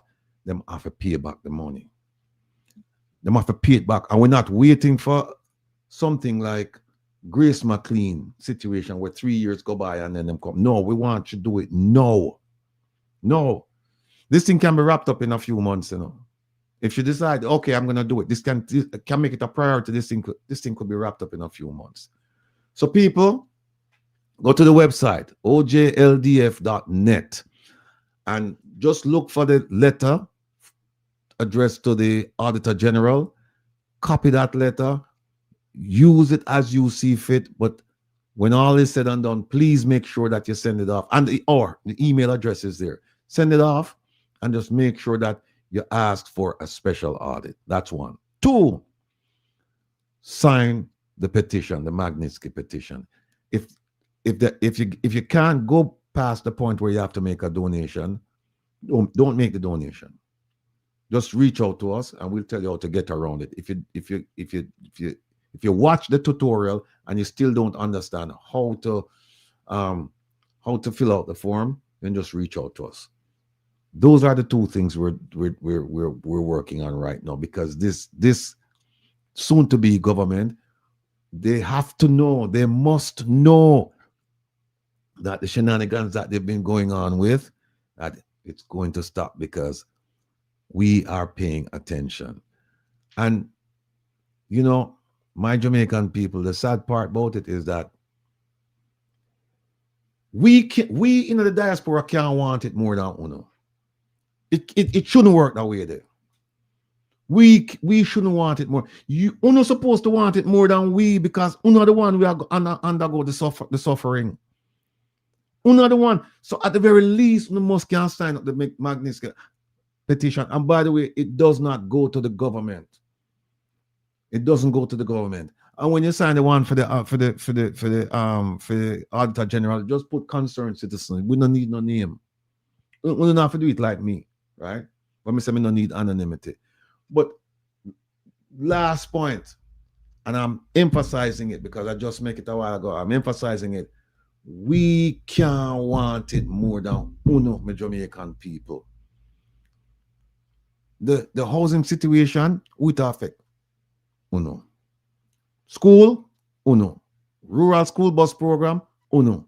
Economy, Uno. National security issue, Uno. Health, Uno. Everything. And it appears to me as if we have lost the fighting spirit, the spirit of our ancestors. We have lost it. I don't know. I have some ideas, but it shouldn't be. So we need to wake up. We need to revive that spirit and come together as one and do what is necessary in our best interest. Because at the end of the day, the politicians, they really don't care about us. It's about enriching themselves and just moving on into the sunset with a pocket full of gold and live out the rest of them lives, smoke, drink, and just have a happy life. Meanwhile, we are the ones who are suffering. So unless you have questions for me, Lord Byron, Pinks, Melting Pot, Amarie, I'm gonna exit the stage now. All right. Do you have any question, Pinks? Where the Magnitsky is concerned? Pinks. Because I just come in at the space, Sir Byron, since Pinks mute. Apparently, Okay. it seems like. Yeah, I just want to say I'm going, add my input to the Magnitsky law. Because I'm going to go out and campaign and get some people from right in the UK. I know the people, them, English and Jamaican alike, who are not in favor of what is going on in Jamaica. Thank you for that, Melting Pot. But they might not know about this that we have in place and it relates to the Magnitsky law. So I'm going to campaign, like a survey officer and go out and reach to the people. I know the people, them talk to me. Several English people, and Irish people who love Jamaica so dearly, who have connected roots to Jamaican because they integrate with Jamaican up here. They don't like what is going on in Jamaica. And I know they will sign this Magnitsky law thing. I will get the numbers, So I'm going to add my bit, as it relates to me putting in that work to get some people to get the numbers up. So we have to get this thing going forward because, as Rattigan rightly said, it shouldn't be we who are doing all of this and being so, motivated to do this. But yet still our people in Jamaica give up the fight because the fight has been bought from them. The promoter buy out the fight. And the promoter is the Jamaica Labour Party, led by Andrew Wallace. They buy the people, them. So the people are now going to fight because nothing don't appears very, tedious to them anymore. It's either them get from the government or them call the diaspora. You understand? As so them a live. Them now live through the right channel where them supposed to have, where them can stand on them own and be independent for themselves. It's just about the handout mentality. We know even when election done, some of them are run by them MP office. And the MP will give them things. You understand? Same way, but not at the scale of what we see, like in the election period. But you have people who still a benefit without having to do anything that is progressive to build Jamaica. So handout, it now going to stop because them pride themselves on that. So as we say, them buy the fight from the Jamaican. So Jamaican now really fight the one them a yard. And we in the diaspora put up the fight. So we need now to get some people, to start think more positive. Think about their future and their children's future and grandchildren's future.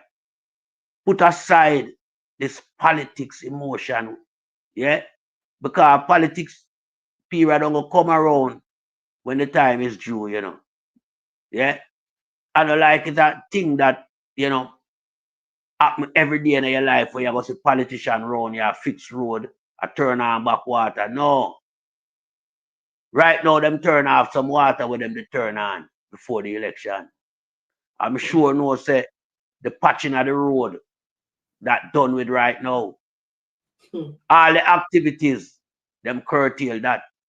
So me know Jamaica is in a stalemate right now.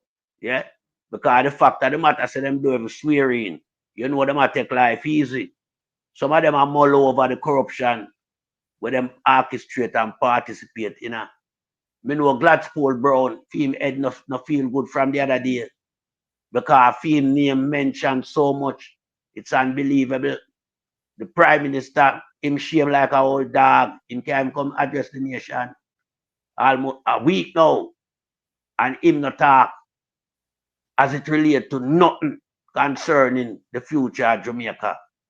So we know from a point of view, so the whole of them shame, because what them do, it was so blatant, and it's simple because them have Jamaica in them and a strangle Jamaica and Jamaicans, and we find out say the people them now, just like a little release of the funds where them should come to them. 15, 20,000, how long it can last? Even 70,000 or 100,000, how long it can last? It can't last 5 years. Done already. Yeah, it done already. We say Andrew Wall is in our mobile unit. Yeah, and what am I do? He might give out money for back to school. He use back to school as a narrative, but that was vote buying. We know it. So our whole heap of strategy them put together, you know, to rob the election. You can't imagine last year, we never see him in the mobile unit. I give out nothing for back to school. Him shouldn't be able to do it in our election time. These are some of the measures that we need to have in place to keep these politicians in check. When it comes to the election period, things where you never done before, it should be mandated that you cannot participate in that anymore. You have a cutoff period, and every party donor must be listed, and the amount that they donate must be made public, because the taxpayers' money must not be held to ransom for running an election. The $1.4 billion we fasted, they share it up. That money spent buying vote and doing all type of activity. The drill is a similar case. And you know who connected to that? Donovan Williams. We have fight for him seat in a Central Kingston. Because them get money off of that and splash in a Central Kingston, you know. So that's why you see him galvanized. Because that is a whole PNP stomping ground. But all of a sudden, them want to control it and make it a stronghold. It's never been a stronghold for the Jamaica Labour Party. But remember, when Federer run KSMAC, you know, when Federer them take all the goods from the people, you know, Donovan Williams get some. Because when you feed the people them with handout, them coming into your zone for the handouts, so you capture them. When them hear a free issue are going around, so the whole of them run go, and them get to them like that. And whole heap of them get free clothes, free sneakers, free everything from the Igla them downtown. Because when Federer send out him man, them and yes, them scrape up and full up the van.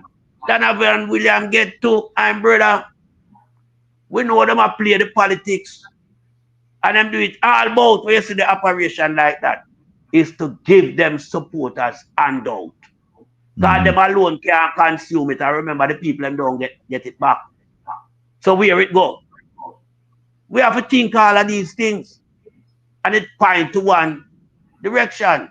It's a handout package at holiday time for them supporters.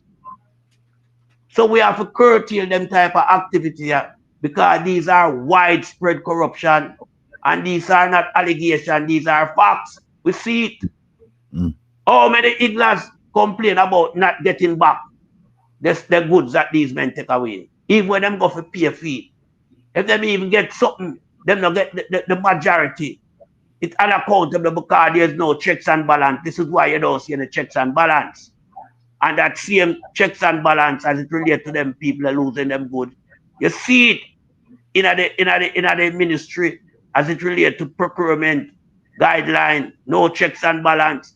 The Jamaica Labour Party does not work off of checks and balance. That's why they move the oversight committee chairmanship from the opposition, because they don't want any checks and balance. That's why they don't sign the code of conduct. That's why they put gag order in the Integrity Commission Act as it relates to you can't name people who fall foul of the law. You understand? These things are corruption. And we must get rid of it, because if Jamaica start to survive and breathe again as a nation with pride and dignity, you have to move corruption off of the table. Just listen what Anne-Marie Vaz sent out that idiot woman come do, is to spread propaganda, to tell the people them say she's still in a position of power because she's going to get money from the Prime Minister and she will continue her project. How she could do that? Which Prime Minister can give her money to do that? Which part she could have ever undertake this project when she's not a member of Parliament? She's not a councillor. How she going to work? She's a losing MP. She don't have no position as I speak. She's out of a job. So how she can, well, we know some Before she even become member of parliament, round there, we see she that work. Yeah, work, and we are wonder where she get the money from to do the work. So we are tell Pumvas, yeah, which the woman say is fair boss. Yeah, because we see a whole heap of husband and wife team in the Jamaica Labour Party. We are make Vaz know say him can't take taxpayers' money and give Vaz Vaz to do nothing. And you can't ramp with ISAT. ISAT and our ordinary MP you have around there as an opponent. He's a man who know the law true and true. I mean, none of them want to go privy council with him. Because him is unbeaten in a privy council. Him not lose no case up there so yet. So this is the warning. Take heed.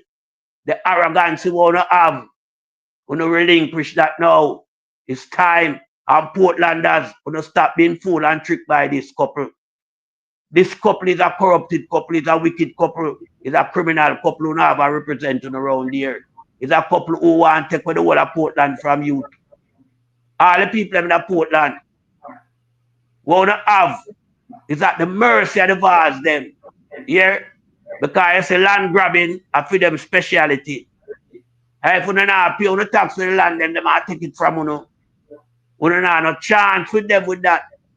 I remember them starving from water, you know. Portland is a parish we have the most rainfall. But you don't have no water unless you buy it from them. So even when them go no, in an election, them take it back from you and take more. Because you know idiot who in Portland I support these people, the labor right them. We know the PMP them round and I support them. But them people that should never even stand a chance of even winning. Them numbers should have been so small that no matter how them buy the vote, them can't win. But when they sell on the vote, labor rights. Yeah? I follow a corrupted couple down a slippery slope. Yeah? Oh, she can mash up road and all kind of thing. She don't want a road over there. She don't spend the money out of her pocket. She don't do nothing out of her own resource. She do it out of the taxpayers' pool. And them can't do nothing to destroy taxpayers' money. So may I just say to the people in the Portland, wise up. We don't need to put them people aside. There are many more Jamaicans who can afford Portland with better representative. And I yield back the floor. Mistake. Let me just quickly say something here. Okay. Just to follow up on what Melting Pot said. The people, when you think about this, 2 years ago, a lot of you, within the last 2 months, 3 months, you could call on your MP and say, listen, on my street, we have 100 people. We have 50 people who supported the last election. And we don't get, the road not fixed or anything. I want to have a chat with you. And guess what? You would have had an audience. Last 3 months, or 3 months before the election. Guess what? No. Try that now a year from now. Try call one of them a year from now and say, we need you to come down here and talk to us and tell us how you're going to get this road fixed. You will not hear from them. If you hear from them, they're going to say, talk to the councillor. They don't have nothing to do with you. And if you can't realize this, if you don't realize that the money when they get now, it better last for the next 4 or 5 years. And you know it won't last for the next 4 or 5 years. Here's one of the complaints I've heard. That, well, when you talk about corruption, it's so baked into the psyche of the ordinary Jamaican. It's so baked into the cake that you can't remove it. It's every part of it, it's there. So if majority of the people feel that Jamaica is a corrupt society, when you preach corruption to them, it's going on one ear, come out the other, it don't mean anything to them. Yeah. Well, let me explain to them now how corruption. And somebody might say, yeah, me busy up, put food on my table, you tell me about Vaz and the boss, and that not affect me. Well, let me explain to you how. Give one example to affect you. I want to know about Dean Roy Bernard, Grace McLean, and Royal Reid. Know about them people. In few years ago, they paid out a total of 120 million. I'm giving you the Reader's Digest. I'm abbreviating the story. They paid out $120 million to a company that was supposed to be an advisory body to the minister. Listen to me carefully. An advisory body to the minister on tertiary and university education. The chairman of that advisory body registered it as a private company, and the money that should have gone to an advisory board, government advisory, went to a private company, to the tune of $120 million. They filed to get the money back, some of it back from Grace McLean, too late. Dean Roy Bernard, too late. So guess what? That $120 million gone. Never to return. So now we're going to ask something now, my Jamaican people. You get back that $120 million and you're a government official. What would you do with it? What would you do with that money? You get back $120 million. What would you do with it? Any answer you give me should explain to you what corruption is. Because if you tell me that I would take that $120 million and do something with the healthcare system, guess what? It's not there. If you say I'm going to take that money and I'm going to use it to deal with housing, guess what? That money is not there. No matter what you tell me, say you're going to take that money and use for help the country of Jamaica, the money is gone. That is the effect of corruption. You are telling me what you plan to do with money, that is not there. That should be there. And that's one of the easiest ways for me to explain to you the impact of corruption. That money that should be spent in developing the people and the country of Jamaica went elsewhere. And you are impacted by it, whether you believe it or not. And all you have to do is just think about all the monies that you've heard missing, unaccounted for, stolen. Just ask yourself, if I had that money, if I could get that money back, what would I do with it? And if you have your answer, because guess what? All the things that you say you could do with it is what it should have been used for, but the money is gone. It's not coming back. And that's the impact of corruption. And the sooner you realize that, the sooner you're going to run, go sign the Magnitsky, so that we can at least submit it and try and hold them people accountable. Because believe me, some of that money what we are talking about, the unaccounted, missing, stolen, guess where there? Overseas. And if we can get that money back, if we can convince these governments that this money that this minister have here, buy this fancy house in Miami and buy boat and buy this and buy that, the monies used belong to the people of Jamaica. So we're asking you to seize it, do a forfeiture, and send it back to Jamaica to be used for its proper purpose. Can't say anything more. Well said, Brother Ratty. Let me just bring in Spinks to close it out. But you know, before Spinks speak, people, please. We have been coming here, right, night after night, day after day. Many bloggers been speaking at institute. Let us say to ourselves that, I mean, we need to venture into a new milestone by not just only speaking, but let us try to bring some resolution, right? So this means we have been speaking, right? People listening, hearing us, but it comes to a time when enough is enough. And we believe that we need to put a step forward in terms of pursuing a resolution. So then let me ask, the Magnitsky is our chance. Why we don't pursue that, right? Because we are seeking some answers as it relates to what transpired, the blatant corruption, right? The blatant abuse. And so then we need to definitely galvanize around something that we know can bring us some answers. So people are asking, right? We have what? 1,800 and odd devices. Over 11,000 people watching us now. Why can't we make a step forward for a better nation? Let us galvanize around the Magnitsky Act, sign the petition, and let us move forward. Nothing beat a trial than a failure. And when we fail, we are going to try again. We will never ever stop because we need justice. And we can't continue with the level of abuse that this government is doing to the Jamaican people. So let me just get back and have Sphinx close out for us. Sphinx.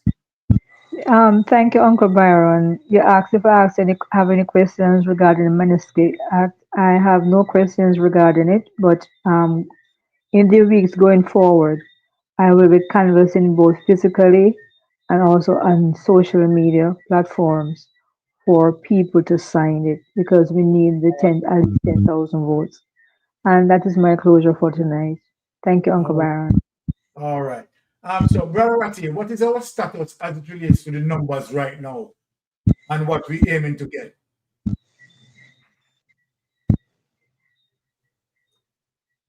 You're muted. You're muted, Ratty. You're muted. Okay. For months, it was at about 2,300. For months, it just stayed there. Now, it's over 3,000. I think it's like 3,400, somewhere around it. It's over 3,000 right now. We picked up a lot since the election. In the last 6 days or so, we picked up a lot.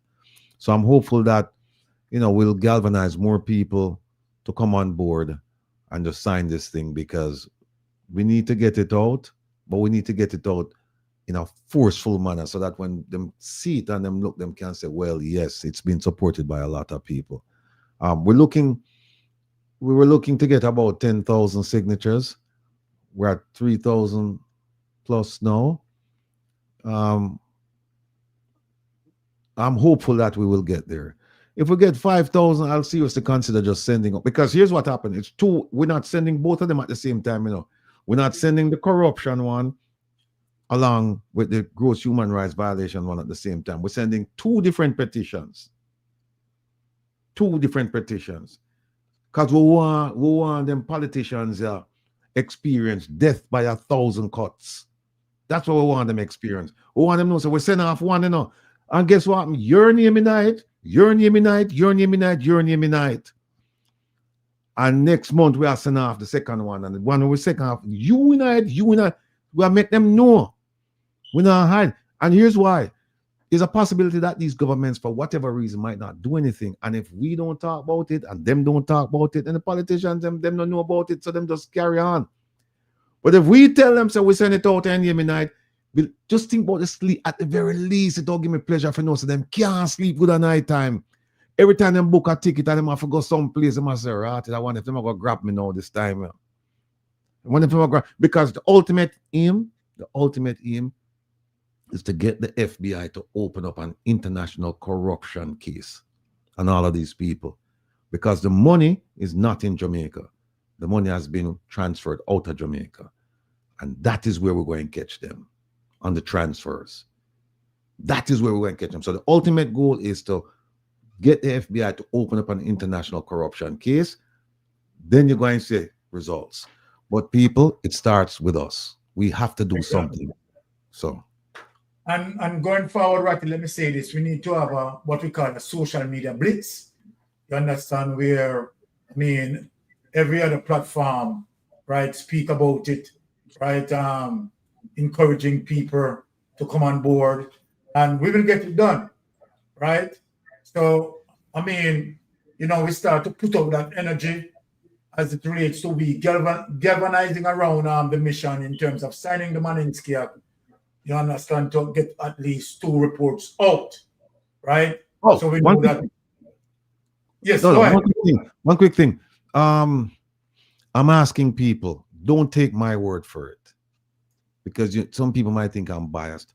Go read. Just Google Global Magnitsky Program. Magnitsky. Magnitsky. Just Google it for yourself, and you'll see. That's all I'm asking you. Google Global Magnitsky. Read it for yourselves, and then you will understand the impact. Don't take my word only for it. There was something else I was going to say that I forgot. All right. Thank you for that, Ratty. Right. And thanks for all the persons who signed the Magnitsky Act. Thank you very much.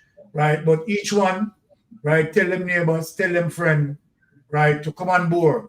Right. We have to push this thing. We want to get it off. Right. Because at the end of the day, we are building a better nation and we want good governance. So let me just turn over to Wifey for her to close us out. Wifey, go ahead. Okay, guys, as usual, thank you so much for tuning in, and have a wonderful rest of the night until we see you on Thursday morning, and we'll have our prison with Rattigan tomorrow night. Come talk with Rattigan tomorrow night, so make sure you tune in to Mr. Rattigan as well, and all the other social media platforms that are out there. Make sure go and support, and please sign the Magnitsky Act. A very big thank you to everyone who signed, quite a number of persons who click the link and sign just now. So it's at 3,228 and counting. All right. So please go over and put your signature. Yes, women business. Yes. All right. So have a wonderful, blessed night, and a productive rest of the week, and safe travel on the gravel, and be blessed. All right. Rattigan, Pins Q, 19 Pot, blessings. All right. Okay, good night. I know why you come to me with that foolishness, you know. You elect a prime minister, and is a prime minister run the country. It is time we learn to hold our leaders accountable for their actions and stop making excuses for them. Stop making excuses. Otherwise, go elect the people who really run in the country. And I don't want the right start that stupid argument. Hold the people you elect accountable and stop making excuses for them.